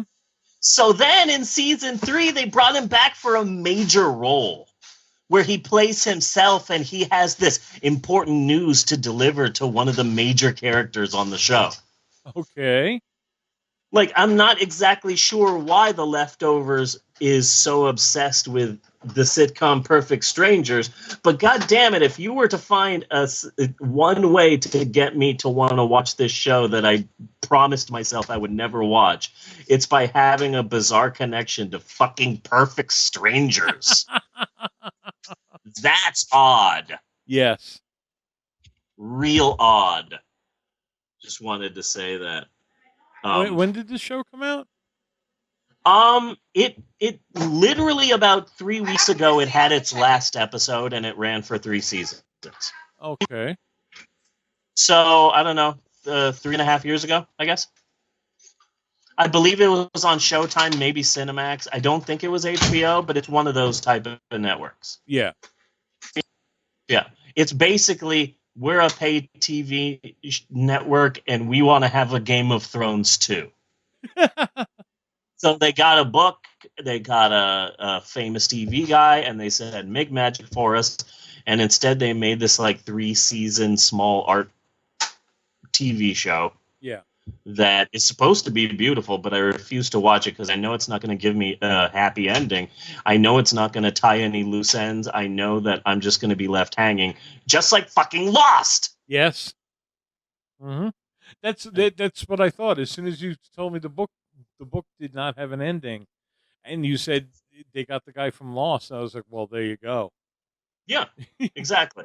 They don't know how to solve a mystery. Yeah. So, yeah, Perfect Strangers, real weird.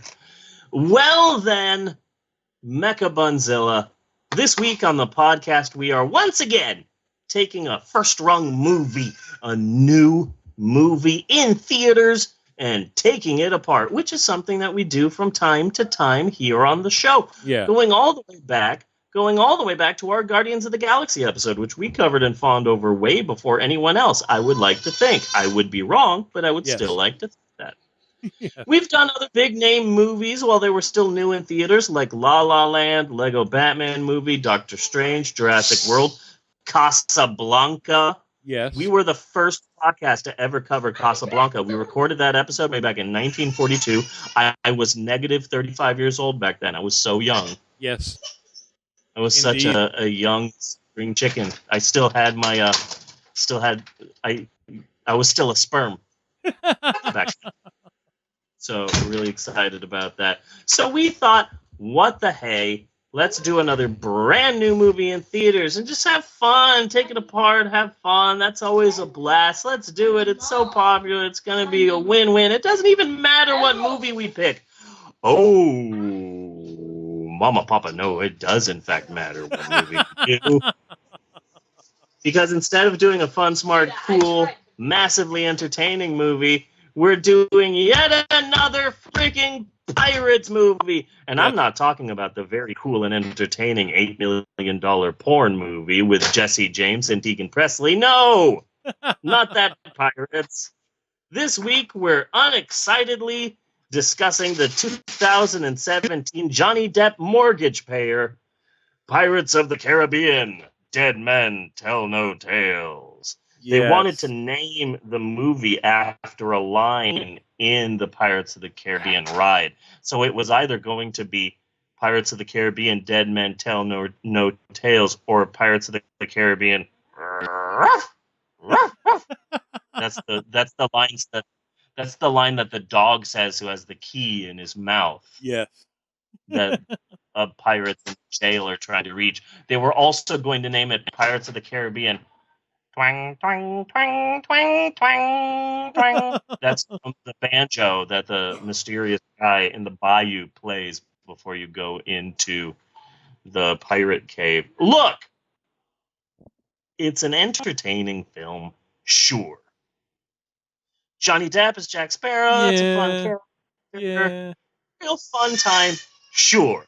The opening where they try and fail to rob the bank, that's pretty damn entertaining. Zombie sharks, that's all fun, granted.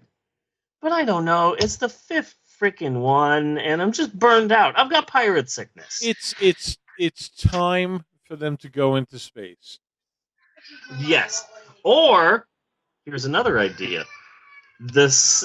I want something different, something new.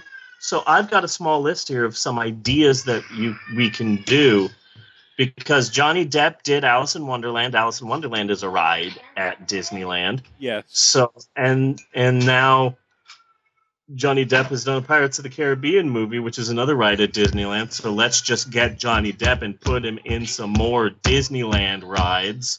Uh-huh. So a small list here. The Enchanted Tiki Depp.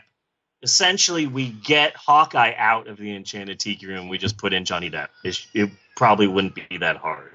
Yes. There's already a couple of different audio animatronic Johnny Depps in existence, so we can just get another one, put him in there. Space Mountain, but with scarves. Space Mountain with scarves, yes. Yeah, because Johnny Depp, big fan of scarves. Just get a lot of scarves and bandanas. Boom. Here's a good one that I like. It's a Tim Burton world after all. Yes. Just get rid of all the tiny foreign kids and put in Tim Burton characters. Mm-hmm. That's a win-win for everybody. And does it slowly degrade into where Tim Burton really sucked? Yes, it absolutely does. Good. At the end, your entire boat is disintegrated by the Martians from Mars Attacks. Which is always fun for the kids. This next one is... What happened? Eleanor. Okay. So I gave... She wanted something, so I gave it to her. It was the supper thing for the toilet tank. And? She must have thrown it out of the fucking cart before we got to the register. So you didn't buy it. You didn't buy one of the main things that you came into the store to get. I because of attempted Eleanor. to. I know you attempted to. She's grounded. Eleanor. You are grounded. Smell my armpits. Ooh. Wow, your armpits smell like Scentsy. You have Scentsy armpits. How'd you do that? Baby powder. Okay. No, did you use Scentsy on your armpits? No. Okay. The arm deodorant. Okay, arm deodorant. Okay. Well, you're having me smell your armpit on the podcast. I need to cover all my bases, figure out what's going on here. Now, this next ride is a bit of a stretch, but hear me out on this one. The Jungle Ted Cruise. The Jungle Ted Cruise, okay. I think Johnny Depp would play a pretty good Ted Cruz. Okay. Put like a fake big nose on him, give him like short hair. I think he would do a pretty good Ted Cruz. Yes. I think you're correct. And and he's such a professional, he would be able to get the voice down and everything. Yeah. Yeah. I think he would. Mm-hmm. Now this one is my favorite. Adventures Through Inner Deck. Okay. You get shrunk to microscopic size and go into Johnny Depp's body. Adventures Through Inner Deck. The gift shop is in his colon. Yeah. Yeah. So the freaking pirate movie, it's good. It's a good movie. It's a well enough film. I like the woman who is smart, so people automatically think she's a witch. Yes. And when you look back at like the first Pirates movie or the first couple of Pirates movies, it's obvious that this woman is what they wanted Keira Knightley to be. Like, I imagine that Gore Verbinski thought that Keira Knightley was playing a strong feminist woman when she wasn't. Yes. So this is like Disney's, okay, strong feminist character, take two. So I like that. That's a fresh approach. Of course I like Johnny Depp's Captain Jack. This is the tale of Captain Jack Sparrow. And I like how this film is very much sort of a mirror version of the first.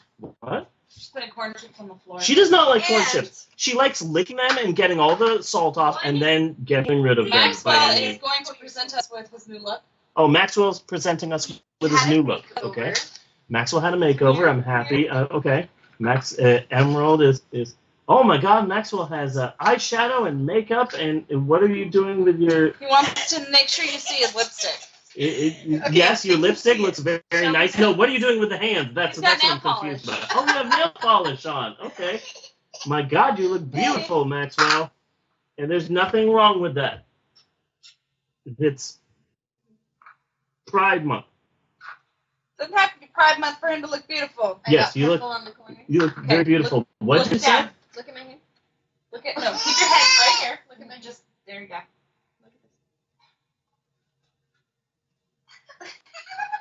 You look adorable, Maxwell. You look great. You look sassy. He chose all the colors. And oh, really? Yeah. Oh, that's adorable. That's freaking adorable. Maxwell had a makeover. Nice. We'll post it on Instagram. We'll post it to Facebook. Okay. Natasha's posting it on Instagram and Facebook. He's very proud of his makeover. He chose out the nail polish and everything. He chose out the nail polish and the lipstick and everything. He posed for some pictures. Oh, yeah, no, those are great pictures. Oh, wow, look at that. He was really... He would not sit still. Yeah, I can see that. I changed it to selfie. He was excited. Oh, that's great. That is great. That's great, Maxwell. Also, look how pretty. Yes, that is a very pretty picture. Okay, anyway. It doesn't translate well to podcasts showing me pictures, but still, I appreciate your trying. Does Maxwell have a beauty mark? Maxwell kissed her on the cheek, and now she has Maxwell. Oh, yeah. Yeah, you got Maxwell lips on your cheek there, Bella. So, so when they were making this new Pirates of the Caribbean movie, they said, hey, let's harken back to the first one. And I like that because the first Pirates of the Caribbean movie was the one good Pirates of the Caribbean movie. And I was like, even that one I just felt was kind of serviceable. I mean, it was a good movie. There was nothing. It was fun, but like, I don't know. I just haven't been a fan of any of the pirate movies, and this one just felt really just tired. Yeah, it's weird that it's a 2-hour movie that feels 8 hours long. Yeah. That's never a good sign. Yeah. But yeah, no, it's a good movie. It's not a great movie. See, like I didn't like the bank robbery because it was just stupid. You know? I mean, I didn't like don't how mind if they do impossible things, but stupid impossible things. Those horses are not dragging a building. It's just not. Yeah. Yeah. But let me tell you something. Javier Bardem does not do it for me. Yeah. I have never seen him in anything before. The only knowledge that I have of Javier Bardem is the fact that Beck Bennett from SNL can only do like 2 impressions, and one of them is Javier Bardem, and he does him way too much because, again, he has no other impressions. So he's constantly was doing that Legolas's son? Javier Bardem? Yeah. No, Javier Bardem is the Mexican Salazar dead guy. Oh, okay. Yeah. So Beck Bennett tries it gets his Javier Bardem impression in like every other episode, and it's not even that great. It's just, "Hello, my name is Javier Bardem, and I would like to have sex with you." Like that's his entire impression. And so I've never seen Javier Bardem in anything before. So when I realized that I'm watching this movie, it's like, who's the bad guy? Ah, shit, Beck Bennett is the bad guy. Boo. Like, I know you're not Beck Bennett, but no, I'm not. I don't like Beck Bennett as the bad guy in this. Also, there's some very unconvincing CGI in this film. I thought I was watching a Sharknado. Again, I thought I was watching an Asylum film for a while. Yeah. Uh-huh. Yeah, because I am not believing the first. And that ending, that like the whole ending sequence, like they weren't really giving you any to grasp onto to keep any kind of track of the spatial acuity, you know? Like, where the fuck are we? Are we under the water? Are we in the water? Yeah. You know what I mean? I mean, there was nothing to like be able to visually grab onto to distinguish much one thing from another. Yeah. Yeah, the first film had undead Jeffrey Rush and all of his undead skeletal people, and Jeffrey Rush, God, he's a fugly dude. He is a fugly ass dude. But it had. I wish I could see him more in stuff because he's a brilliant fucking actor. That dude. Yeah. I loved him as Casanova Frankenstein in Mystery Men. Oh, that's God, where I yes. fell in love with Jeffrey Rush. The remake of The House on Haunted Hill, he did a very good. Oh yeah, I forgot about that too. Yeah, The House on Haunted. I hated. I loved and hated that movie. Yes, in equal amounts. Yeah, and also, fuck Paul McCartney. Oh, always. Fuck. Yes. I forgot that he was in this film. He was in it? Yes, you didn't see that was Paul McCartney?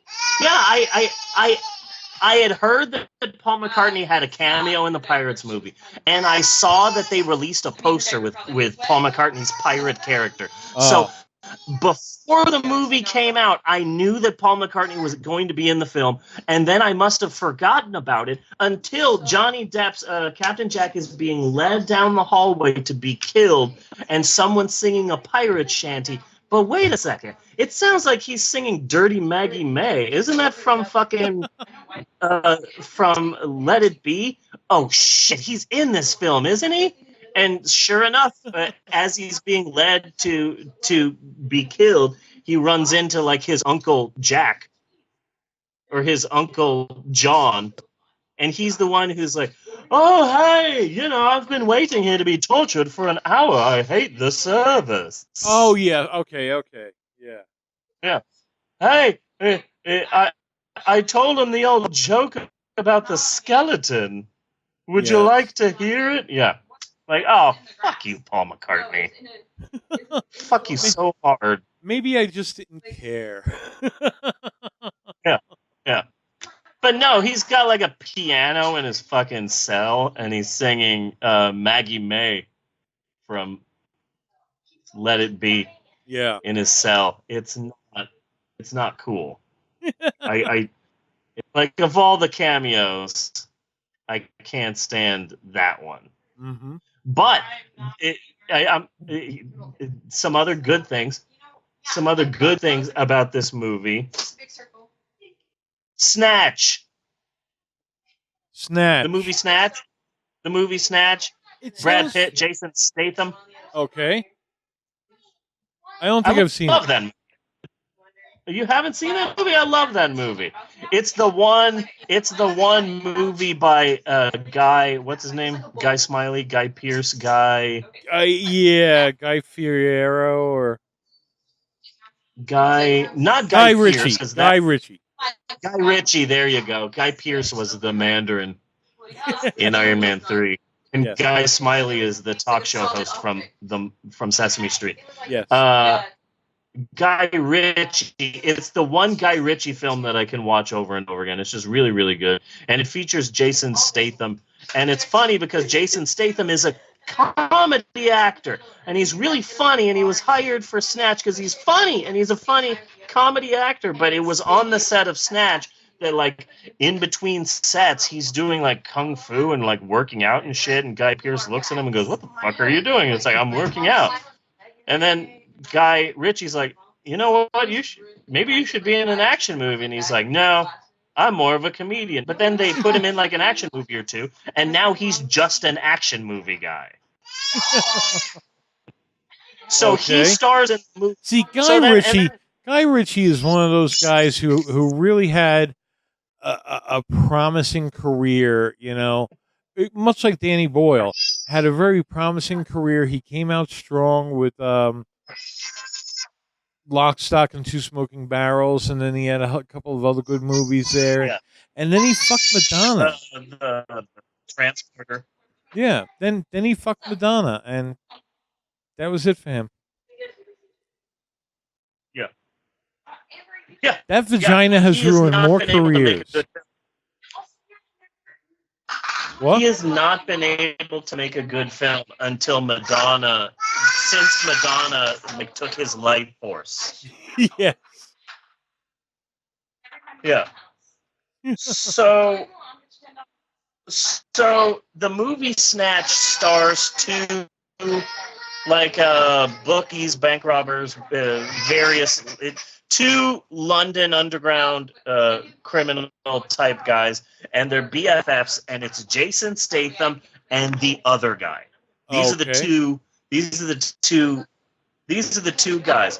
One ended up being action superstar Jason Statham, and the other guy is the other guy. I have never seen the other guy in anything at all, and I've always wondered what happened to the other guy, because everybody else in this movie, okay, there's fucking Benicio del Toro, there is Dennis Franz, there's Brad Pitt. Here's all of these famous people. Okay, what happened to the other guy? Who's the other guy? He plays the character. He is in this Pirates of the Caribbean movie. He plays the character of Scrum. He's the one member of Captain Jack's crew that they make into the captain just so that he can be beaten up. Okay. They remove his toenail so that they can pick the lock. You're breaking up a Remove his bit. toenail in prison. I'm sorry. Okay. Let me see if there's. Okay. I don't think that helps. Does that help? No. Let's give that a try. I don't know how to. Sometimes if you just are quiet for a little while, I think it has something to do with the buffer, possibly. Okay. All right. I think it's better. I can hear you better, at least. Yeah. I can hear you a lot better. But anyway, the other guy from Snatch, he plays the character of Scrum in the new Pirates of the Caribbean. He's the pirate that they remove his toenail in order to pick the lock to get out of prison, to get out of jail. Okay. He's like one of the funny pirates in Captain Jack's crew. Anyway, I'm excited that the other guy who's not Jason Statham from Snatch is in this movie. Yes. And another thing, what happened, because I rewatched all of the Pirates of the Caribbean movies before I watched this new Pirates of the Caribbean movie. What happened to the two funny guys? What two funny guys? There were two funny guys that were in the first three Pirates movies. One was a fat, bald guy, and the other one was a skinny guy with a fake eye that kept popping out. Yes. The guy with the fake eye was the original Dwight Schrute in the British Office. Okay.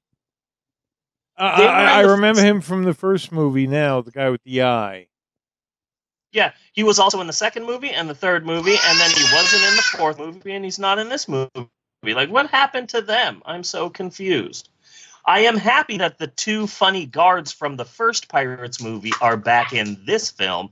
They're in Jeffrey Rush's crew. They haven't been in any of the films except for the first two Pirates movies, so I was happy to see them again. But, what happened to the two funny guys? It's just weird. I've been wondering what happened to them. Maxwell, I'm taking a pizza bite. I'm sorry, I didn't ask you. Okay. So, thank you for forgiving me. So anyway, this is an odd movie. It's an odd duck. I like the film. It's a good film, and yet at the same time, I don't like it. I both like it and don't like it. I haven't felt that way about a movie for a long time. I'm so confused by this film. It was kind of empty, like you find out what has to happen really early on, and then you just like sort of 3 minutes into the film. Yeah, and then it's filler until the end. Yeah. Nothing. It's weird. You got a bad guy. It's almost kind of paint by numbers, except like let's just give Jack Sparrow a lot of shtick to do. Yeah. Yeah. It was nice to see a little bit of his backstory. Yeah. But anyway, let's break down the plot, since we're talking about what needs to happen and yada yada yada. Yes. Spoiler alert. Let's discuss the plot of Pirates of the Caribbean: Dead Men Tell No Tales. Yes. So Orlando Bloom's son wants to free Orlando Bloom from the spell, the curse of Davy Jones. Orlando Bloom's son wants to track down Poseidon's trident to free his dad, and he does the end. Yes. That's it. And in between, Jack Sparrow gets really, really drunk and does silly stuff, and Jeffrey Rush, a.k.a. Old Man Elliott Smith, dies. The end. Mm-hmm. That is literally the entire freaking movie. That's exactly it. More, I don't really need to go on. That's entirely it. And you Orlando learn the plot of Poseidon's Trident. What's that? You learn the whole plot about Orlando Bloom's son wanting to find Captain Jack and use him to go track down Poseidon's trident so that Orlando Bloom can be freed from the curse. That's literally 2.5 minutes into the film. Mm-hmm. Like literally 4 minutes into the film, you know what needs to happen, what is going to happen, and what eventually does happen. So there's very little surprise in this movie. No.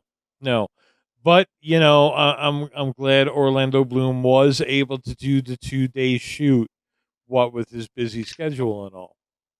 Yeah, because he's doing so much. I think he's doing things. Yeah, important things and stuff. Yeah. Oh, stuff was good. Stuff is very, very hard though. It's very draining on an actor. So if you're doing stuff, Yeah. you need a lot more leeway. Yeah. Okay, Maxwell. Okay, why don't you get someone to brush your teeth then? Because it seems like you're a little bit tired. Okay. Yeah. You seem very tired. Sir Laurence Olivier used to do stuff. Yeah. Mhm. Oh, you know what? I bet Orlando Bloom's been busy doing. What? Elizabethtown 2 Electric Boogaloo. Probably what he's been busy running off doing there. That's absolutely it.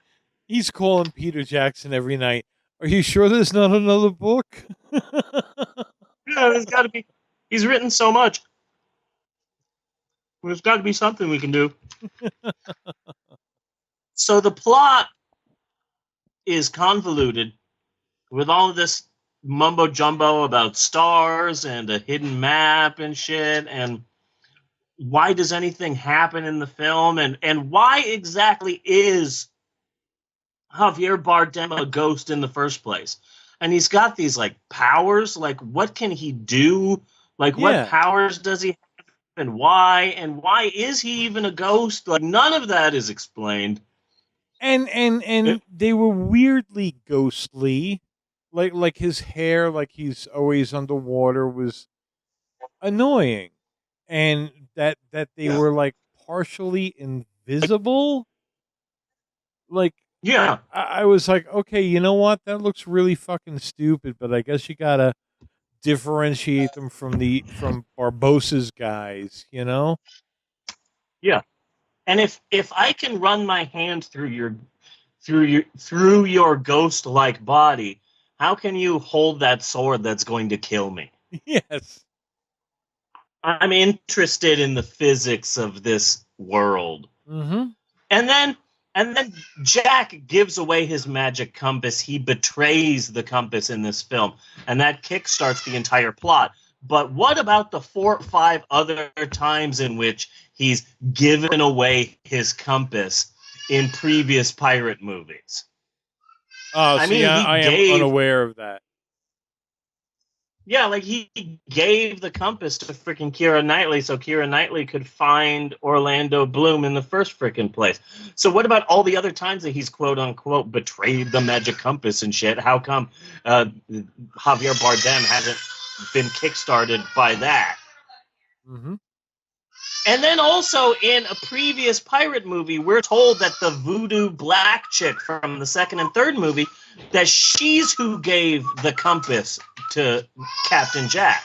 So none of this makes sense. None of this makes sense at all. Like, what did happen to that weird voodoo black chick?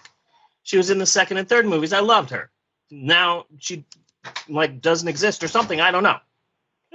And if Orlando Bloom's curse is lifted, then shouldn't he then resume bleeding to death? Because that's what happened to him before he got the curse of Davy Jones. He was stabbed and he was bleeding to death. So Captain Jack made it so that he took over Davy Jones so that he could have immortality. So Captain Jack saved Orlando Bloom's life by making him the immortal captain of the Flying Dutchman. So now that he's back to his human form, he should be resuming bleeding to death. Yes. Yes, he should. My God, she's shrieking. Yeah, she's pissed. That's what happens when you don't give her booby. And then there's an after the credits scene that teases a return of the creepy tentacle porn fan, Davy Jones. Orlando Bloom and Keira Knightley are in bed, and suddenly they're visited by the tentacles and creepiness of Davy Jones. And then Orlando Bloom wakes up, and oh my God, it was just a dream, of course. And then he goes back to bed, and then you see the shadow of Davy Jones, and it looks like Davy Jones is coming back for revenge. But wouldn't he be fucking human now? Yes. Since Orlando Bloom's son broke the fucking spell. Mhm. He broke all the spells of the sea, so wouldn't he not be Davy Jones anymore? Not to mention the fact that he wouldn't be Davy Jones because fucking Orlando Bloom is now Davy Jones, so why would Davy Jones be back? It makes no sense. If they stabbed Davy Jones's heart while it was Davy Jones so that Orlando Bloom became Davy Jones, then Davy Jones would have died. Yes. And now Orlando Bloom is Davy Jones, but by breaking Poseidon's trident, that releases all of the spells and curses. Wait. Can Tasha, can you say that again? Can you run through that scenario again? Because when you said it, it sounded just like a jump rope rhyme. What? I don't know what I said. You did have a cadence to Yeah. your angry rant. What did I say? Well, I was I talking said Orlando about... Bloom stabbed Davy Jones's heart, so Davy Jones is dead. I fucking lost it. What did I say? My mother says to pick this one. Davy Jones is dead because Orlando Bloom stabbed Davy Jones's heart, so even if the curse was lifted, Davy Jones is still dead. Yeah. Because, hello? Orlando Bloom killed Davy Jones, so Orlando Bloom is now Davy Jones. So Orlando Bloom is Davy Jones, so Davy Jones is dead. Yeah. So then, if Davy Jones is around, Davy Jones should be a human, not a Japanese tentacle porn monster. Yeah, Right. But if the curse was broken, Davy Jones would have been dead because of old age anyway. If he wasn't, his heart was literally stabbed. So he'd be dead even if he hadn't died from old age. Yeah. And if the curse was lifted, Orlando Bloom should have died as well from, bleeding to death. Yeah. It's not something you would recover from in that time period. Sorry. Yeah. Oh my God, you're bleeding to death. better. You know what you need?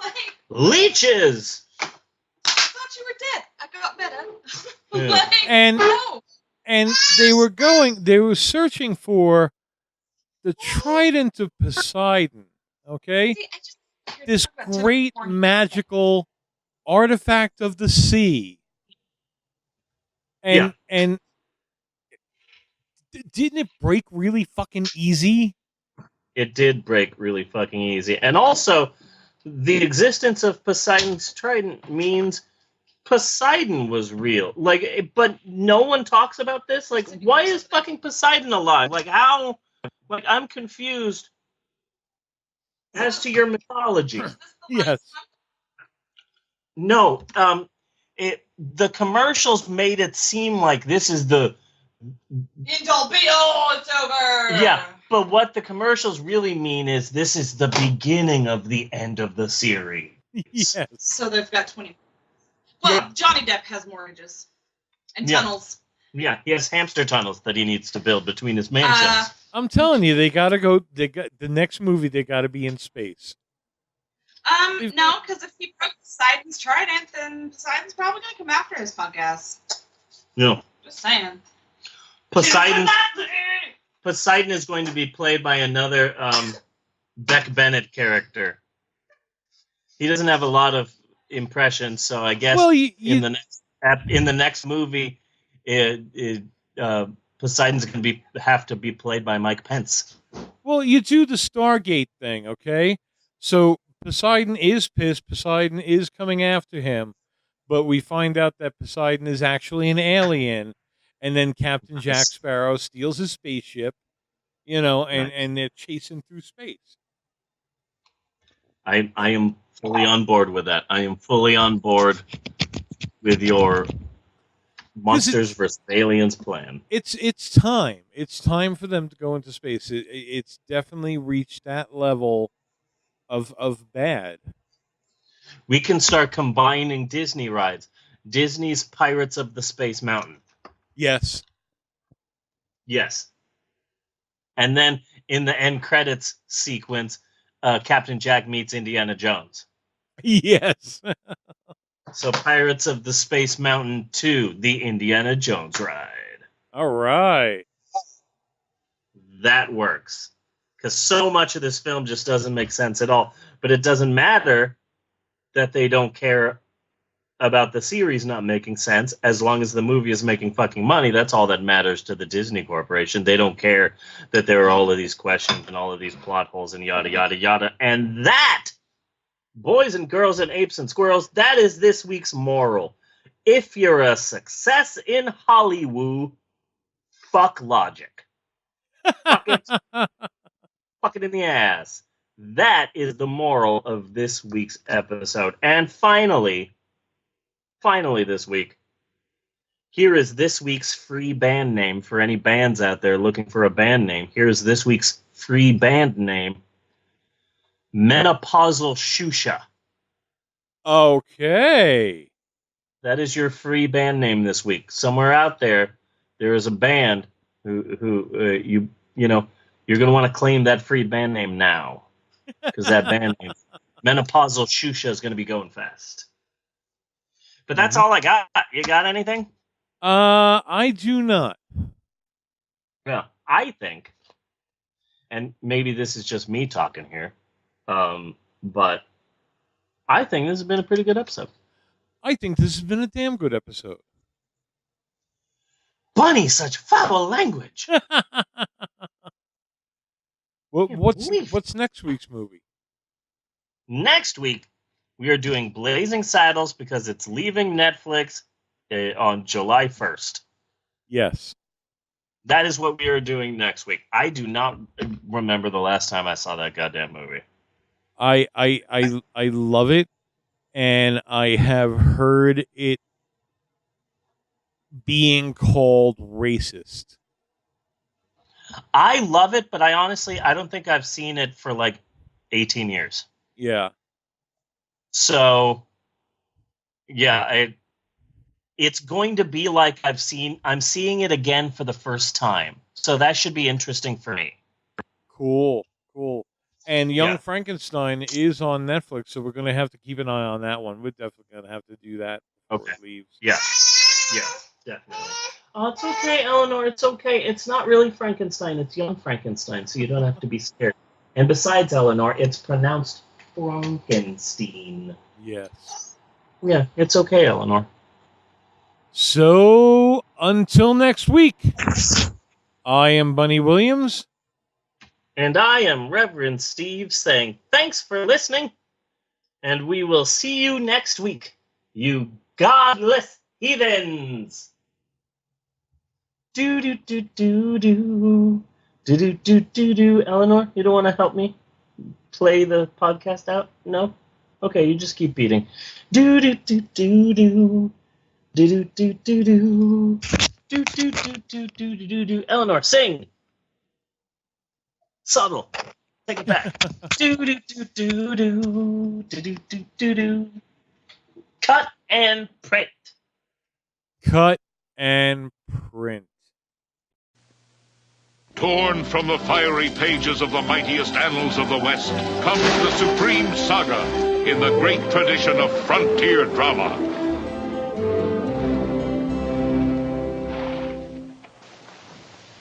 Schwarzes.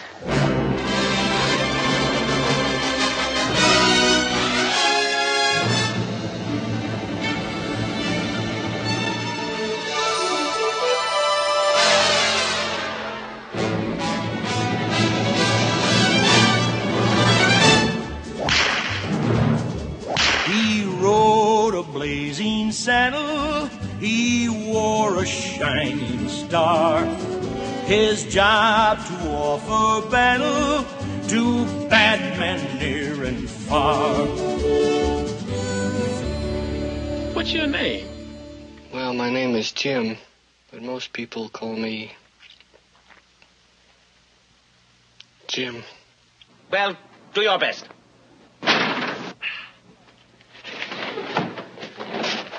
Now, let's see. Where were we? Oh, Rock Ridge. Rock Ridge. I want that land. Clumsy fool. I'm sorry. Wait a minute. There might be a legal precedent. Of course. Land snatching. Let's see. Land. Sea snatch.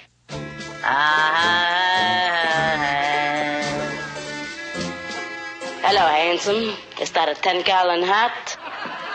just sign this right here. Oh, okay, give us a hand here. All right, sir. Work. Okay, folks, let's wipe them out! The heroic sheriff rallies his citizens in the wildest finish the West has ever seen, or the movies have ever shown. Ow! Oh, ow! Have you ever seen such cruelty?